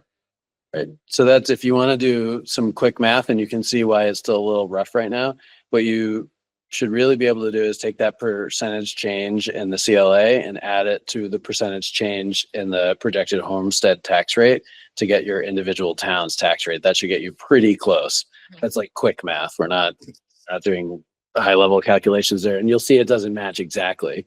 But if you do that with Jericho, for example, you get, 20, right around 20, and the actual change is 22.97. So, And most of you know, I think it's the state requirement that reappraisals happen in towns every 5 years. If you're a Jericho resident like me and you came home to the notice on your door that you're ready for reappraisal, we can expect to see probably some change again in the CLA in the town of Jericho next year. But for context, that's why you're not seeing quite so much volatility in Richmond or Huntington, who I think in the last 2 or 3 years just experienced a reappraisal. Where do the CLA numbers come from? Who calculates those or distributes those? The state. The state. And this is the number for this year, or is this subject to change? This is the number for this. Anything from the state is really subject to change, but I don't see it too much in the CLA as much as we do in the yield. and they've recently changed the way they calculate the CLA, so that is so to pop Kevin's balloon. It's not fair to make a year-to-year comparison when it comes to CLA because of the change in the way the state calculates it. Yeah, there is some sort of statewide adjustment factor layered into here. There was last year also. Last year, the first year? Yeah, last year was 72%. I think the statewide adjustment this year is 70%. So they're. Yeah, the CLA change in calculation was supposed to make the tax rate not move quite as much because of the CLA. I'm not exactly sure that that's how it's working in our district this year. So yeah, we'll do a little more digging into that one.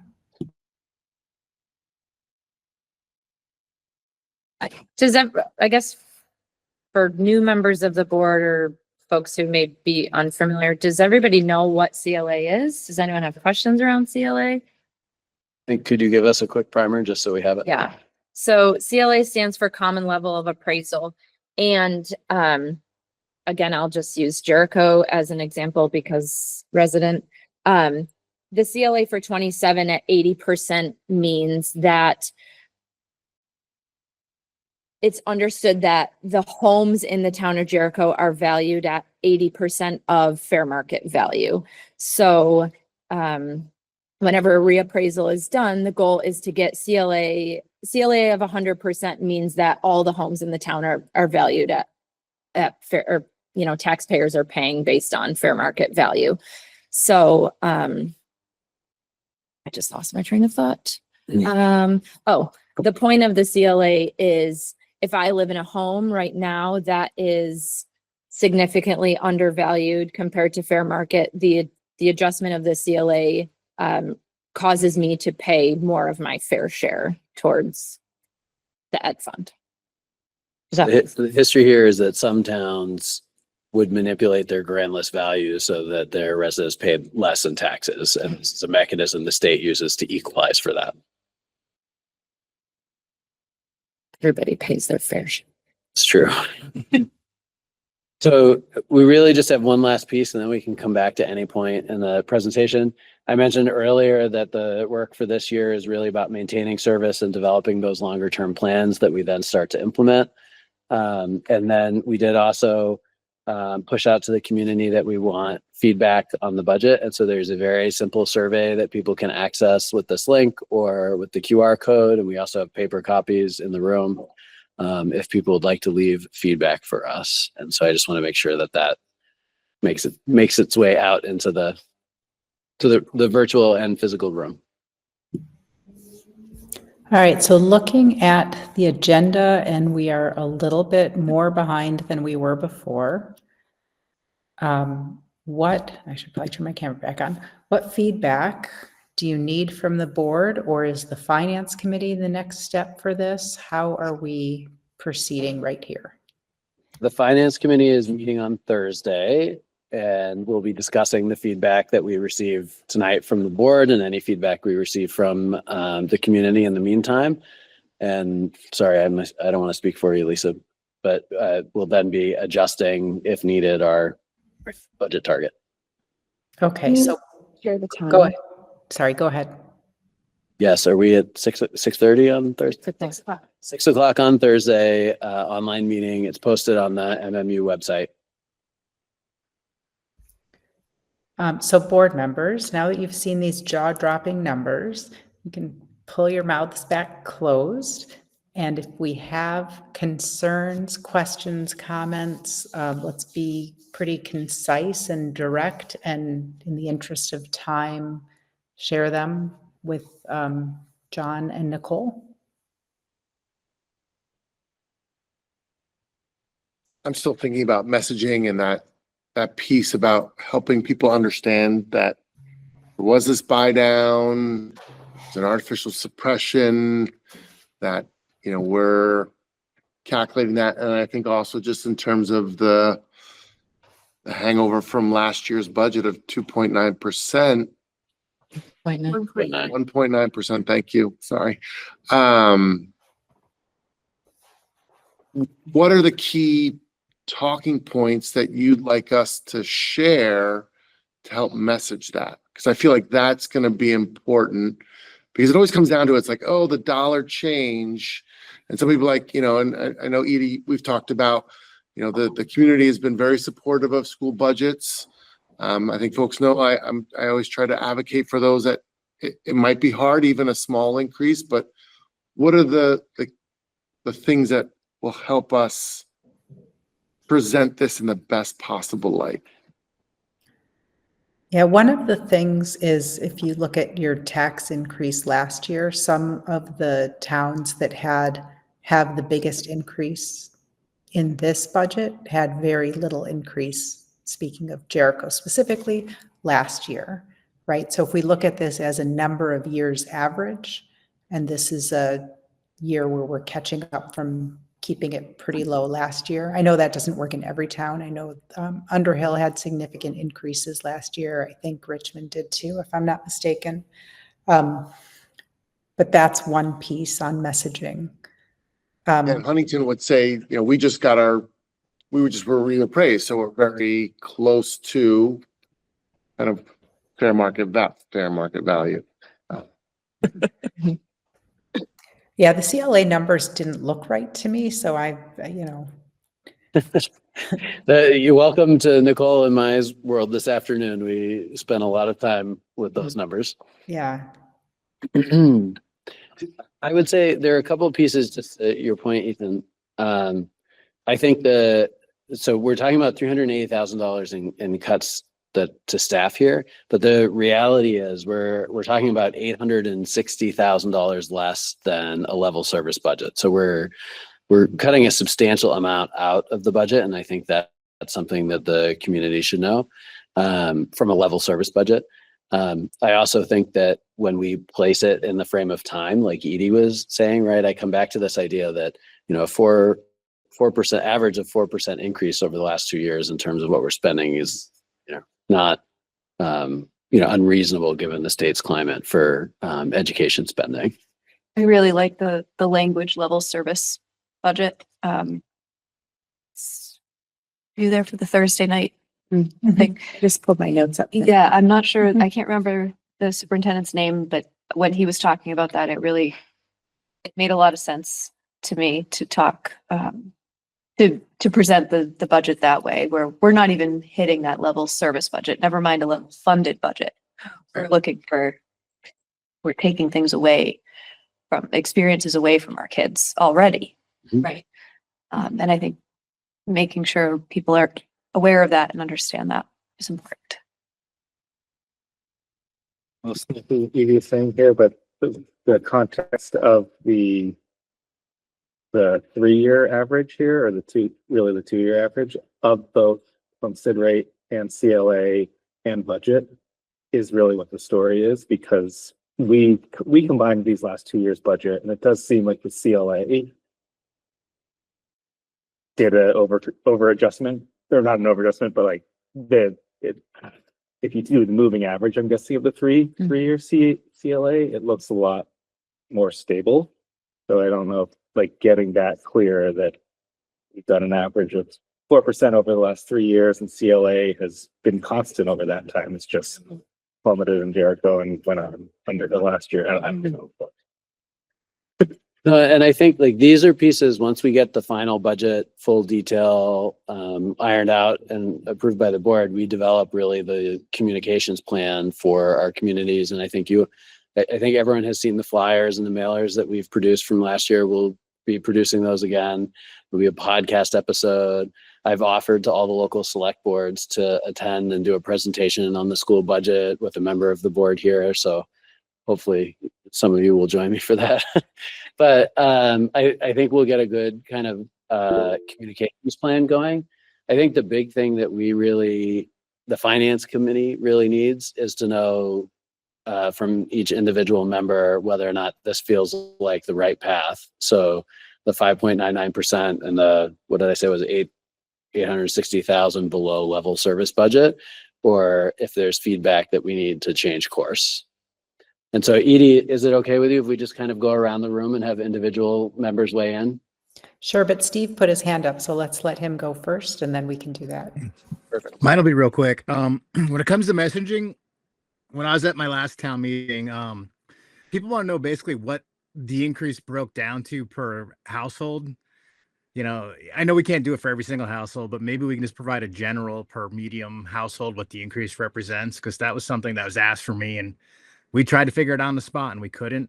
But I think that'd be an easier way, because I mean, trying to do the CLA and break all these things down. I mean, this is my second year doing this and it's still kind of confusing, and you're not going to get that through at a town meeting or even some of these public meetings. It's kind of hard. We've presented that information in the flyer in the past, what the changes per 100,000, and that allows people then to figure out what that means for their household.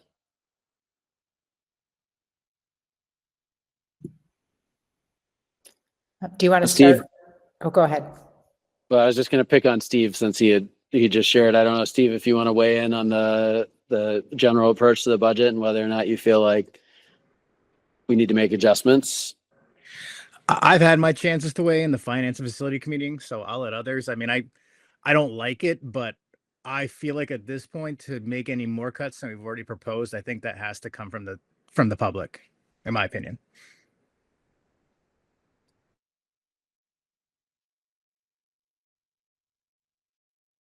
All right. Do we want to just go around the room here and then we can get the rest of our colleagues online? You want to kick us off?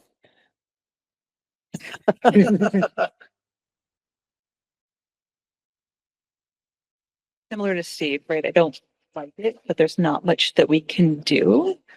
And keep our fingers crossed that the legislature will figure something out around education funding. If you're interested, the Richmond interim police chief provided me with some feedback from AI around budgeting and what things could look like.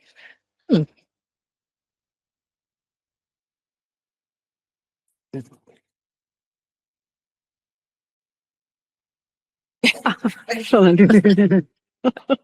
know, I'm sorry, I know it's awkward, but I feel like this is the raw feedback the Finance and Facilities Committee really needs, so. I'm fine with this. I prefer a level service budget, but I also know the appetite isn't there. I'm really hoping the legislature, rather than kicking the can down the road again this year, actually tries to come up with some things that helps to relieve the tax rate that will last longer than next year when we have to have this discussion again. Yes. Yeah, same. And like, I think, I can't remember this meeting or the finance meeting, but there's not a lot of fluff. Any cuts are going to hurt. And I'm hesitant to do any. It seems like have to do, keep them as small as possible. Yeah, the tax I think I think at this point it's a selling thing. The health insurance went up. And the tax formula has changed and that's out of our hands. And I think that it's fair to, if voters aren't okay with that, then we make the really hard decisions. But I think that historically they have been, and that's the right decision to make. Well, so I don't pay taxes.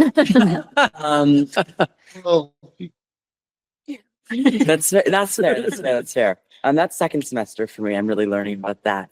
But I feel as though this is a difficult year to make a budget. And I feel as though after looking at it, I just have a lot of faith in your ability to make good choices. No pressure. I miss words, Eli. Happy. I'm still relatively new to the board.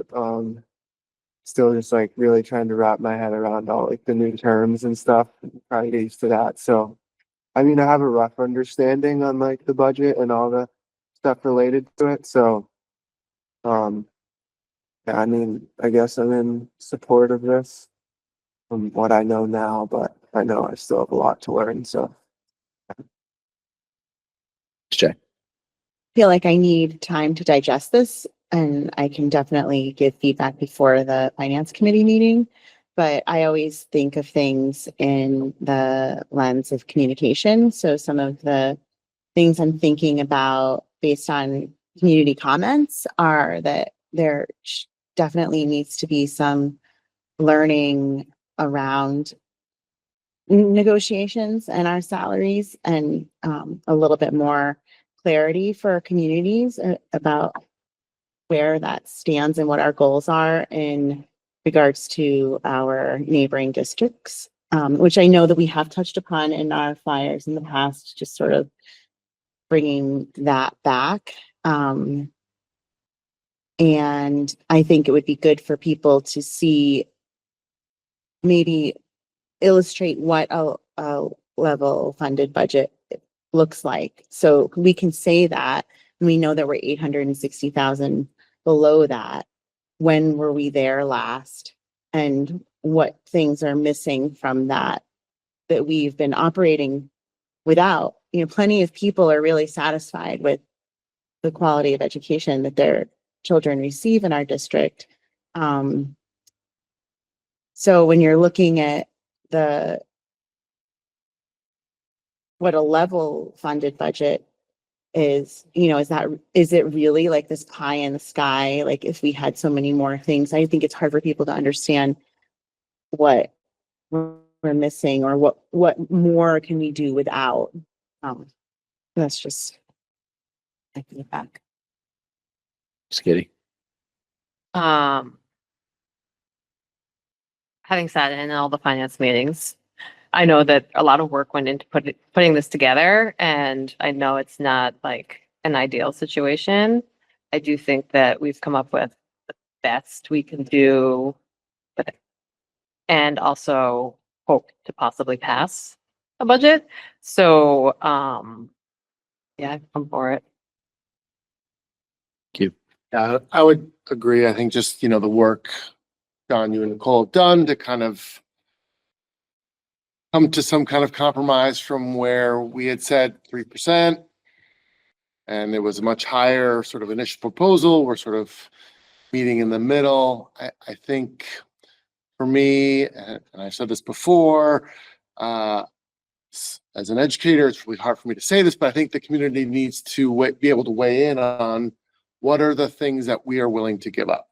And I think that that's, when the adjustment, especially on weighted students, kind of came down and it was a big kind of like knock upside the head, there was, I think, in my mind, a recognition that we have a tremendous school district with a lot of opportunities and oftentimes a lot more than maybe other districts. Where are those things that we are, as a large community of 5 towns, willing to have conversations? Not that we're going to change anything, but we need to have conversations about what that might look like. So I'm supportive of where we're at right now. I think all the factors, it makes sense. It's as reasonable as we're gonna get. And the community needs to have a chance to talk about what is it, the future of our educational system look like here? I mean, it's a reasonable thing to be asking them. Yeah. I am gonna have to agree with Lisa. I would prefer a level service funded budget, but I can't stop thinking about what is this practicality, like what does it actually look like in a day-to-day school life for a child? And I think that those are kind of the questions that I anticipate getting from community members, and I want to have a good answer. I want to make sure that if we're cutting things, we can say, we've cut these things. I know we were used to having them. If we were used to having them, did we need them? Did we need more? Where are the gaps in what we have and what we need? And I'm having a hard time reconciling in my head cutting some services when I don't see a lot of fluff. I don't see a lot of extra stuff going on. So it's hard for me to wrap my mind around cutting some of those things. That being said, I know that there are things that are way beyond our control, and we have an entire community of taxpayers that we need to solicit feedback from and rely upon. So at this point, I think that there's been a lot of work that's gone into it. I would also be really interested to hear community feedback one way or another about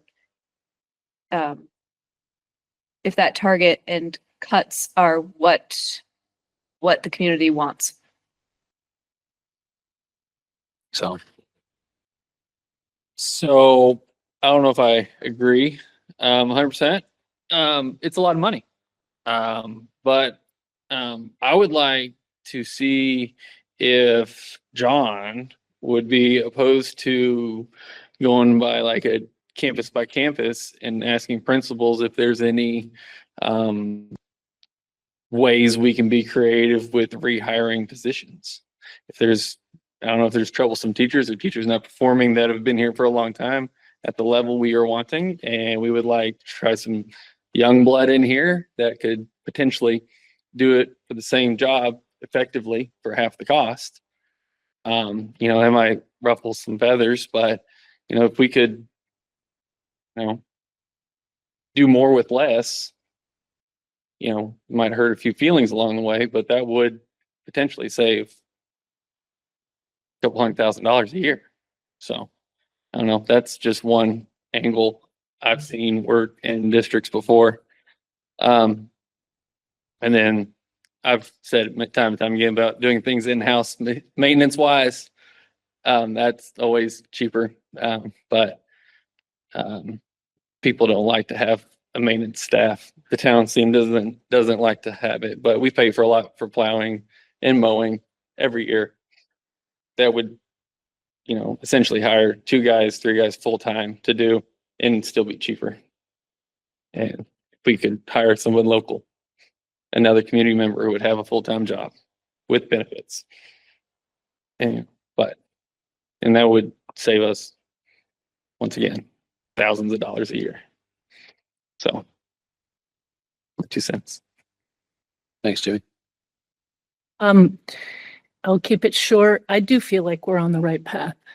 I think it's a reasonable budget. I think it's responsible, and it's not going to be in further discussion around, where do the cuts come from? Hearing from people will be important. But I think it's a responsible budget, and I appreciate all the work that you all have put into it. So, okay, we're back online. So I think if my count is right, I just need to hear from Edie and from Kevin. Edie, do you want to go first? I usually go last, so why don't I let Kevin go first? I want Kevin up. Sure. Good morning, everyone. I'm in India in case people were tracking my whereabouts. I'm following along mostly. I'm on the fence of wanting to invest a little bit more in using, I think what was referred to as the fund balance or the one-time funds that would be available to buy this down. That's where I've been all along. I think we have, we have a one-time hit that we can offset with one-time funds to avoid in the first proposed budget to avoid some of the cuts that have been included in this proposal. Thanks, Kevin. I think this is going to be hard for our communities. I think that the increase is going to be something, and sorry if there's some background noise here, I'll see if I can fix that in a minute. And I think we do have to hear from the voters. I also know that this is exactly what Act 127 was intended to do. It was intended to charge districts like ours more, to pay more for the state, but for the state education fund. And you can see this is year 2 of that, and our decrease is going to keep going down. And that's one of the reasons I ran for office, because I don't think it's the right thing to do, especially the way it was implemented. So I can support this budget. I know this is going to be a really hard budget to pass. So how's that for feedback for you? Thanks, Edie. Lisa, you think we got what we need? I think so. Yeah. All right, we're good. Okay, so then I'm going to move on to our next, because we are past when we normally end our meetings and we still have half of an agenda to go. So I'm going to move on to our next item, which is, I'm going to ask for a motion first, and then we'll talk about it. I'm going to ask for a motion to schedule our budget information sessions for Monday, February 9th at 6:30 p.m. and Monday, February 2nd at 6 p.m. Can I get a motion? Thank you, Lisa. Thank you. And a second? Moved. Great, thank you.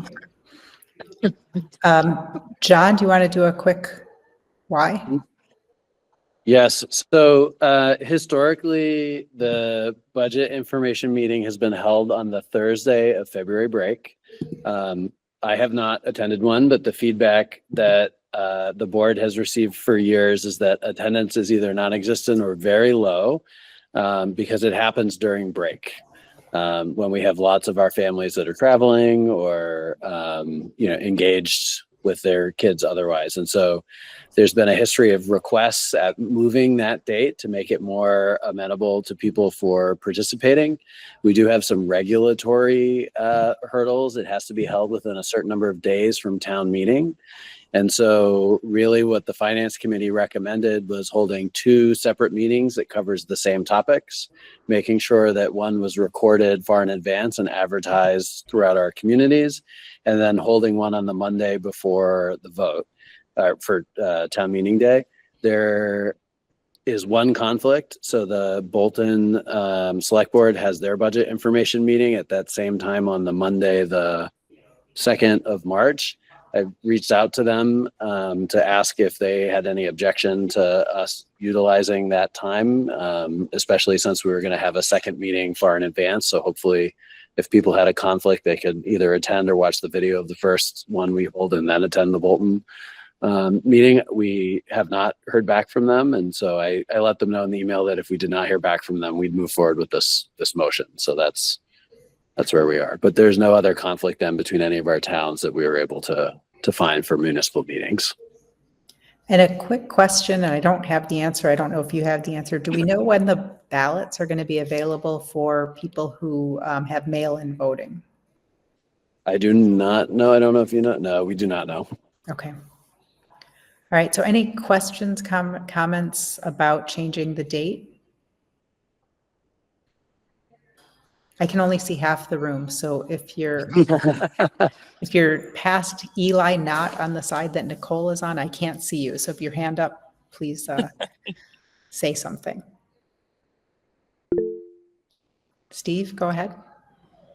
When it comes to Bolton, I'll obviously be at that March 2nd meeting, so I could always do my best to provide, answers to questions and provide education there as well. So they haven't responded in any objectionable way. I don't think that should be a reason to not proceed. Great, thank you. All right, I'm not seeing any other hands or questions, so we're ready to vote. All in favor of changing the dates to Monday, February 9th at 6:30 and Monday, February 2nd at 6 p.m., say aye. Aye. March 2nd. March 2nd, right? 2nd. Yes, sorry, March 2nd. Thank you. March 9th. We're paying real close attention. Nice. Any opposed? Any abstentions? Okay, thank you, everybody. Next agenda item is to warn the employee unlawful harassment policy. So we are putting this out there as a new policy for our district. This is not policy governance policies. This is more procedural policies as required by the state. We have to warn it at one meeting and we can approve it at the next meeting. We can have significant conversation about it at the next meeting, but if there's anything that anyone has reviewed that they need to highlight at this meeting, this would be a good time to do that. I'd also offer, Edie, if you have questions after you review this that you want to make sure are discussed at the next meeting, you can let Rebecca and I know via email and we'll be sure to bring material to work through. Again, I can now see Jack, but I can't see anybody to the side of Jack that is away from Eli. So if you have your hand up, just start talking, please. It's like the camera heard me. Quick clarification, I assume this is fairly, well, standard language from the state. Yeah, so this is an existing policy. This is an update required by Act 80 from the legislature, and the updates were written by the VSBA. So they took the old policy, which you've already adopted, and just updated it to be compliant with the new law. I think it's based in the Trump policies from the last presidency, I think. But because those policies didn't get updated in the last, I think. Maybe I shouldn't say what I think and I should just hold to what I know. Sorry about that. All right, I'm not seeing any questions. We'll move on to our next agenda item to talk about board compliance and monitoring. So in January at our second meeting, we will do a full on board compliance monitoring. And this is where we're going to talk about the DQS policies that we looked at and filled out those surveys offline. So we'll bring back all of those results at that meeting and have a full conversation on why folks voted for what they voted for and where we ended up submitting to the Agency of Education. The reason we have it here is we need a volunteer. We need a board member to be responsible for making sure that the surveys go out early January and get back on time, maybe even late December. Well, I don't know about late December, but early January, and then collate the information and help put that together. Tara and I our hands are down and our fingers are on our noses and we need help. So if we could please get a board member to volunteer to lead us through this. John will be a big support for you to help us go through. We've had surveys from previous years and we want to update those based on previous conversations and talk about how we are working as a board and what we need to do differently. Crickets. It'll be fun, I promise. It really is not a lot of work. It'll take probably 2 hours over, the month.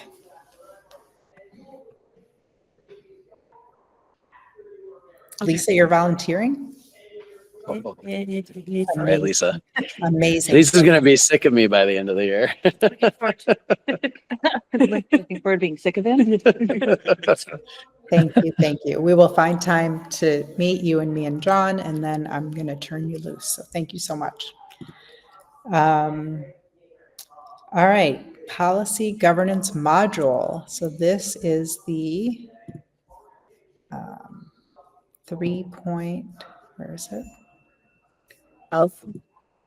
Sorry, I had it open on my screen. 3.12 rehearsal worksheet. Edie, could I just give a disclosure with this? Yes, you're going to So, run it. So I'm going to let you, I'm going to turn off my mic. So this was the board elected this year to use this board member's playbook, which I have some additional copies if you need a copy. And so the playbook presents scenarios for policy governance boards to talk out as a form of kind of ongoing embedded learning for the board. We decided for this one, the first one we do together, for me to use the materials exactly as they are printed.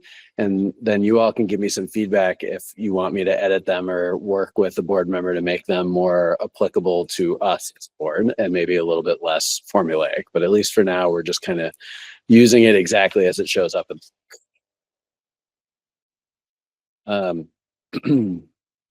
I don't know if people had general reactions to it, looking at it, that we wanted to talk out before we get into it in details, because I do have some questions to prompt us, but I'm gonna open it up for general reactions first. I'm just going to read the scenario just so that we're all talking about the same thing and anybody who is watching understands what's going on. So a school board is aware that the CEO, the superintendent, is about to reduce the number of kindergarten hours that will be offered in the district. It knows that some parents will be unhappy with this decision. What should the board do? And how does that work within our policies? And Steve had to leave for something else, and he let me know in advance. So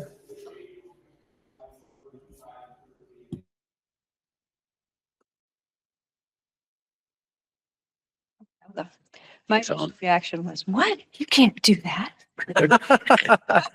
Yes. Then I thought more about it and I went back and I read our actual policies and can. And I think that this is where I struggle and also like policy governance at the same time, where it's kind of set up those guardrails, like you can't do this, you can't do this, you can't do this. And it's less prescriptive. So it's not like you have to do this and you have to do this. So unless those guardrails are more specific, then yes, it is something that can happen. And our job as board members would be to support. And if we want to change the policy so that it is more specific, then that's a next step. My initial reaction was like, no way. So I think you're getting into the first two questions, right? Which is, what does your policy say about it? And then, has that authority been delegated to the superintendent, right? Because it's really a means issue. It's not a ends issue. So as long as if the ends policy was set up that you have to provide full day kindergarten in some way, I guess we wouldn't be that specific, but where it wouldn't be implied, then there would be a potential issue of being able to say, no, you can't do that because of the ends policy, but because it's not, you can't. yeah, my questions were all about how was this communicated to the board? How was the need reduction communicated, right? It was all about all of those, what was the conversation, or was the only conversation, this is changing, or was that not even a conversation and the change happened, right? Well, yeah, school board is aware that this is going to happen. So it was all about what happened until that point.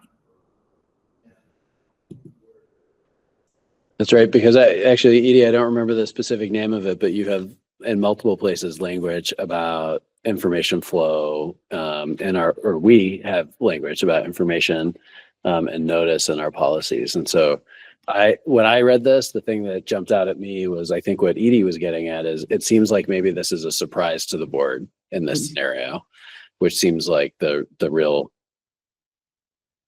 failing, at least to me. Yeah, I mean, I would just, from the experience of repurposing UID, where there was a ton of communication that went out and a lot of community opportunities to weigh in, there was a lead up. And I think, in our policy structure, I was exactly where Edie was like, was this just, you walk into a board meeting and this happens? That wouldn't feel great, but I guess, as Helen said, it'd be the CEO's prerogative. It would be really hard to, I think there was something in the later part about supporting and shielding the superintendent from like undue criticism. So I think in our experience, it's just about how is this all playing out, and when is it playing out to who, and is there time to really digest that disaster that might be? One more why? Yeah. Wonder. I'll add, I think in this scenario, since the school board's aware of it, that's a good thing, right? The scenario is not telling us how the board became aware. It's true. It kind of implies that the board found out, perhaps indirectly, but I'm going to give the benefit of the doubt that the school board was informed by the superintendent that they're about to reduce the number of kindergarten hours that will be offered. So, that piece appeared to be working. And then breaking it down further, the board knows that some parents will be unhappy with this decision, of course, right? But parents don't necessarily represent the whole of the community.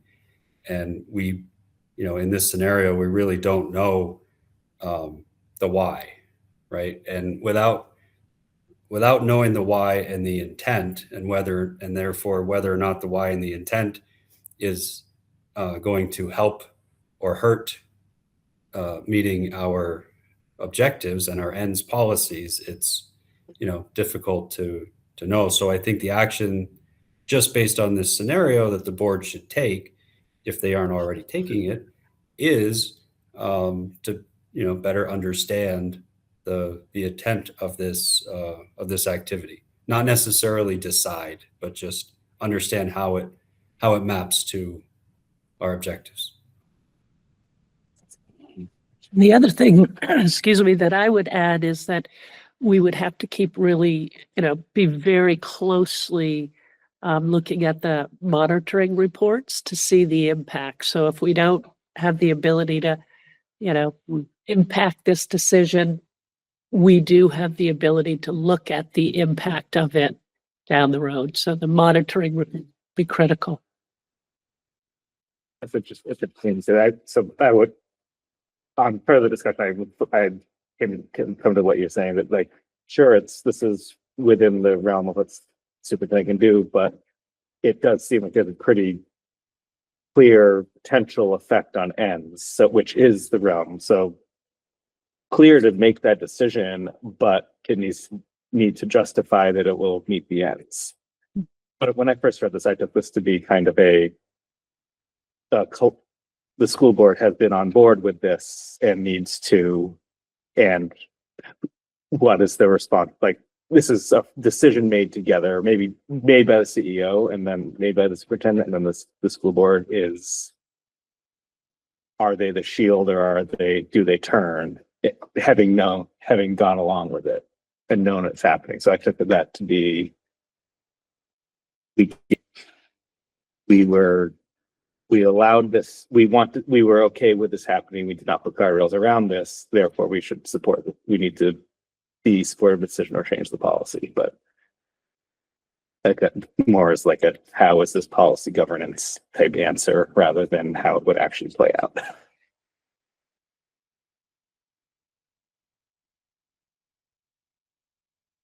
It'll be really interesting to think about what you were saying about monitoring reports and how, you know, how the board would be able to show the, you would assume that there would be a benefit to that decision and weighing the cost of that. And what would be the, you know, not that we're going to unpack that now, but like what would be the ways that you would monitor the effectiveness of that decision around a school closure? And as a board, again, what would we be looking for to help affirm that choice? But it's a really like, that's the piece that we're asking, is to monitor the effectiveness of that decision. It was like when Edie's like shaking her head, yes, I say so. No, I mean, Nice. There gives me approval. if you put it in the context of what we just talked about, right? If the superintendent said, we're going to balance the budget by going to half-day kindergarten, then it would be our job, right, to say, how are we messaging? Why, you know, why is this not going to harm students? How do we track going forward that it isn't harming students, right? Like in all of the pieces that are, you know, I mean, if somebody, if for example, a community group moved into our community and was providing significant programming for, you know, pre-K through K, we could justify something like that super easily, right? If we were facing significant budget constraints and that was the only reason we were doing it, it would be harder to justify. So it's all contextual.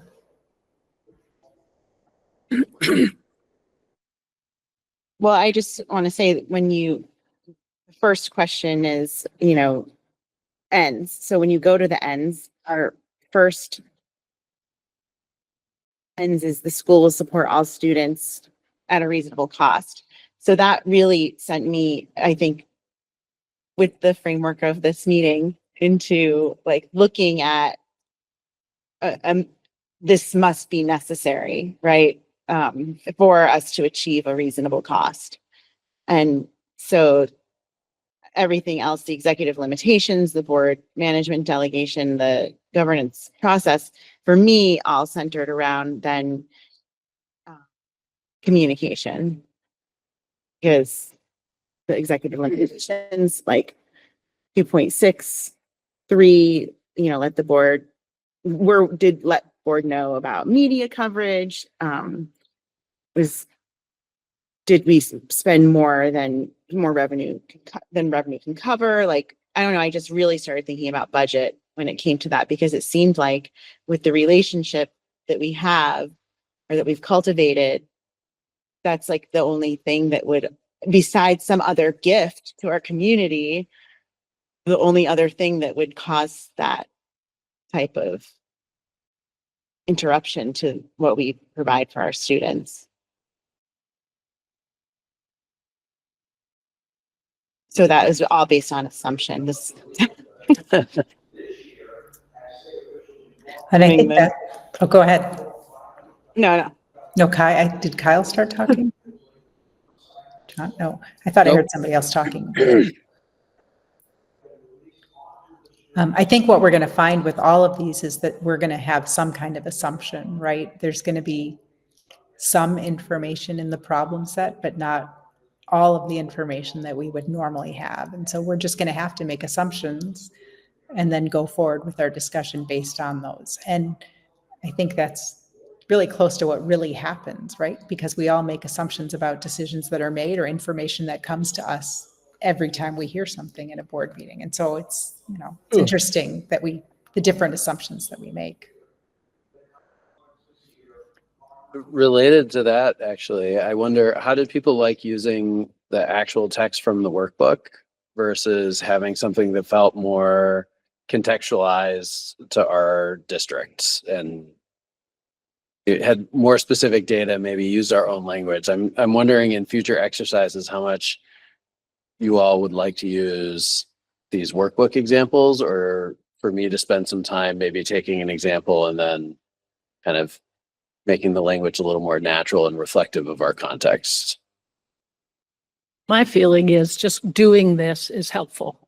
And I don't want to be using your time creating something more specialized for us. I think this is helpful enough for the time being anyhow. I agree. And I think taking any word of this out of context, you know, like we just have to keep asserting that it's fictional. And I don't want to have anything that is too close to home. I think there are plenty of scenarios that translate well enough without going too deep into our own closets.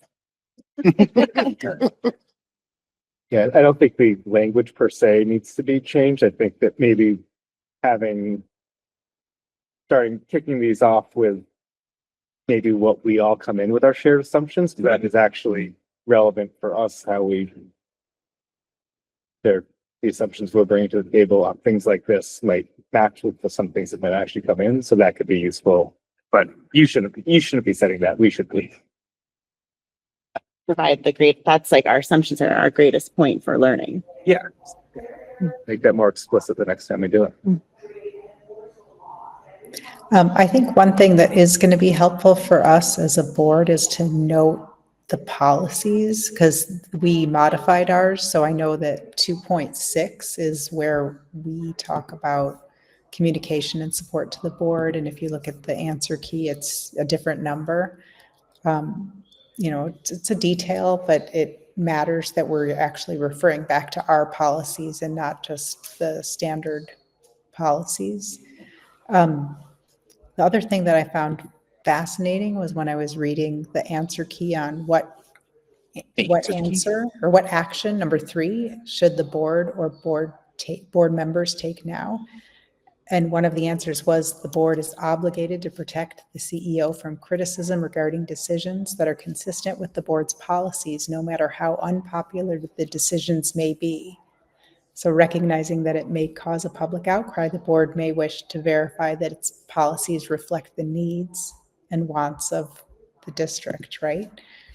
And this is all about that communication piece that Katie mentioned, and you know, and what happened to get to the point where the decision was made and the board understanding that. So I just found all of that really interesting, right? To understand all of that.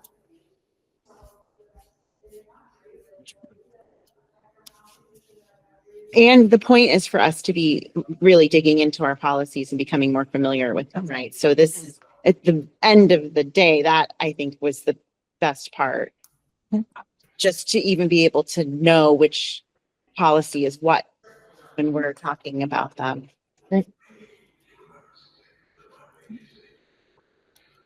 Any other thoughts, interesting questions, comments about this module?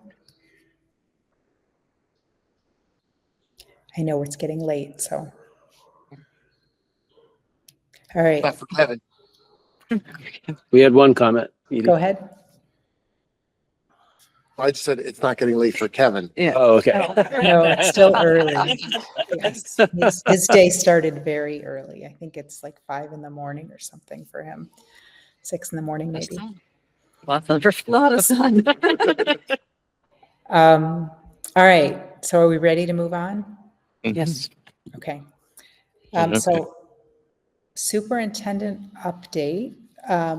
Any questions, comments? John, anything you wanted to highlight from it? I'm sure folks have already read it. Yeah, so I just have 3 things to highlight. So you'll notice there's a piece in here about the winter weather calls and pieces like that. Oh, actually, if Kevin's over there on a different, maybe Kevin could attend the 4:45 a.m. weather call for me. But I think that's just useful information. We get lots of questions about that. So we've pushed it out in district happenings. We did a podcast episode on it.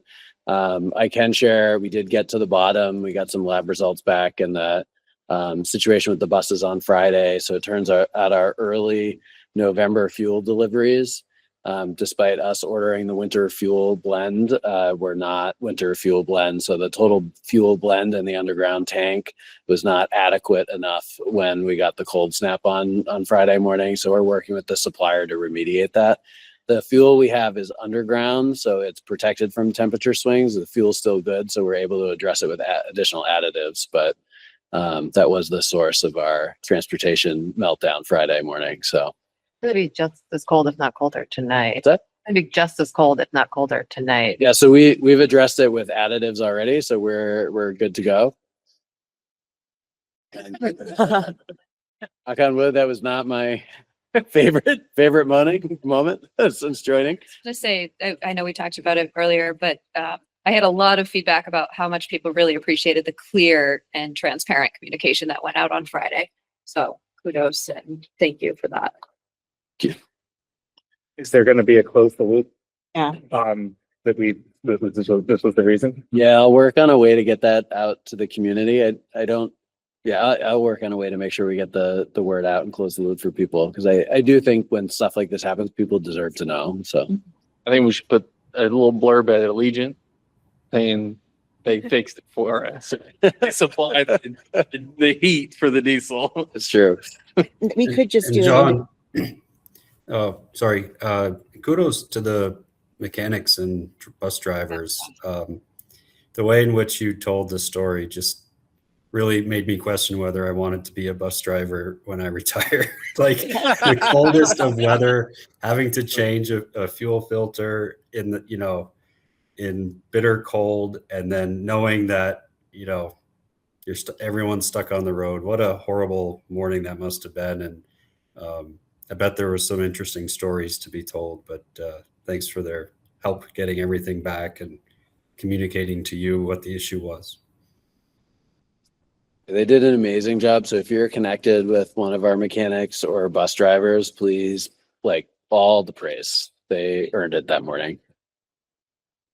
I was just going to suggest that we could do just an individual board member update on a front porch forum, because my front porch forum still has a little bit of trickling about how this could have happened. I don't know if there are people who didn't see the communication yet, or Communication, and yeah, they gave really awesome solution. yeah. Awesome. So, I mean, we could help with that. If you want to just put words together, I'm sure each person in each town could just give an individual update to the bus situation. Perfect. Thank you. And I would just say too, there are two other things I really want to highlight from the superintendent update. One, so Ethan, your point earlier about flexible pathways, super on board. We have to start someplace. And so we're starting with this population.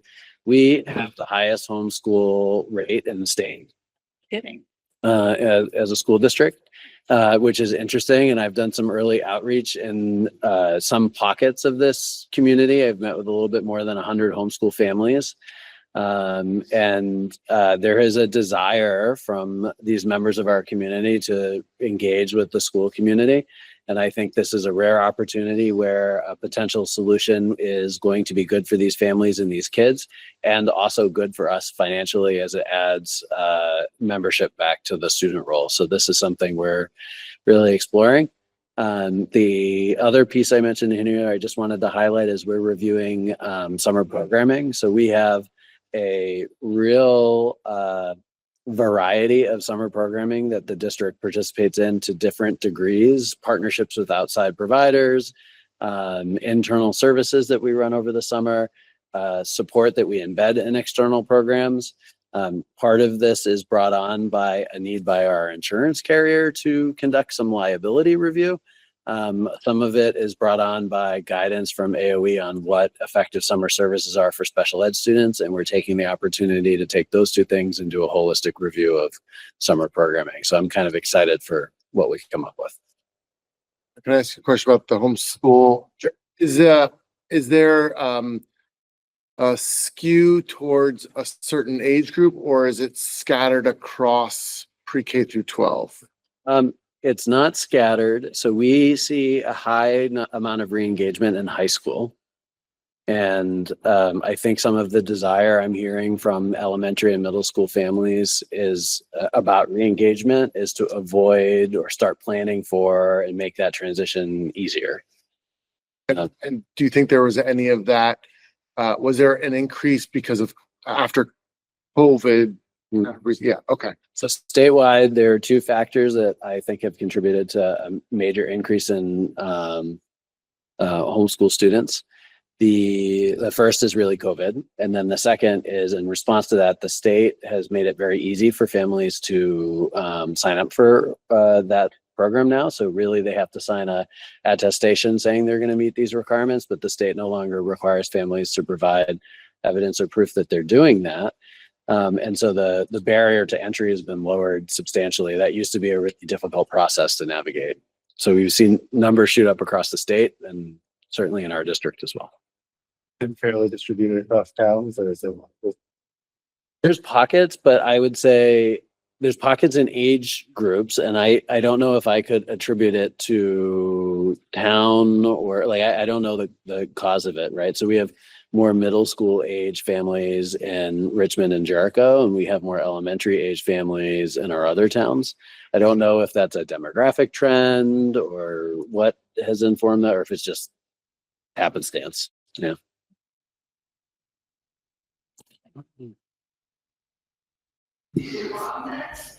Other questions or comments? All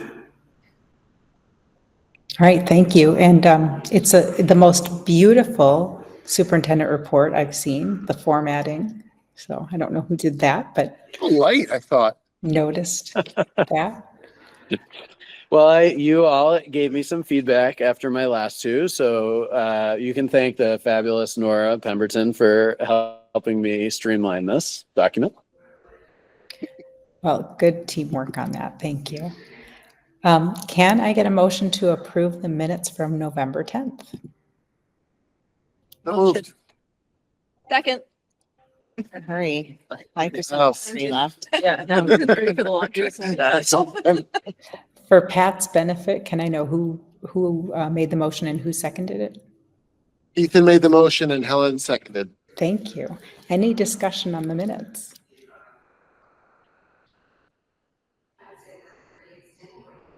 All in favor of approving the minutes, please say aye.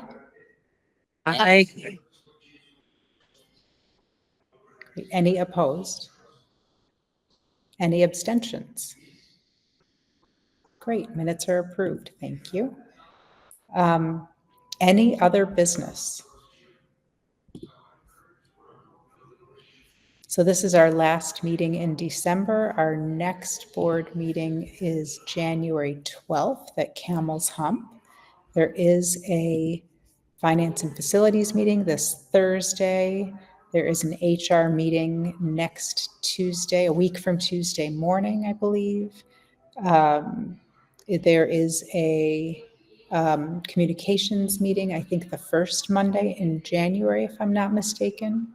Community engagement communications. So those are the upcoming meetings for the board. Not seeing anybody with any other business, so can I get a motion to adjourn?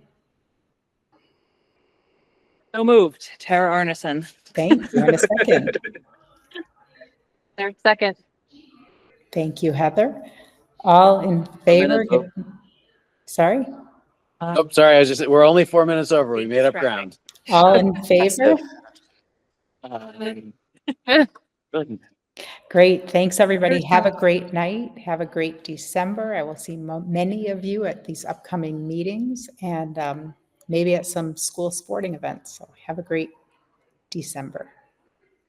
Good night. Thanks, everyone. Good night.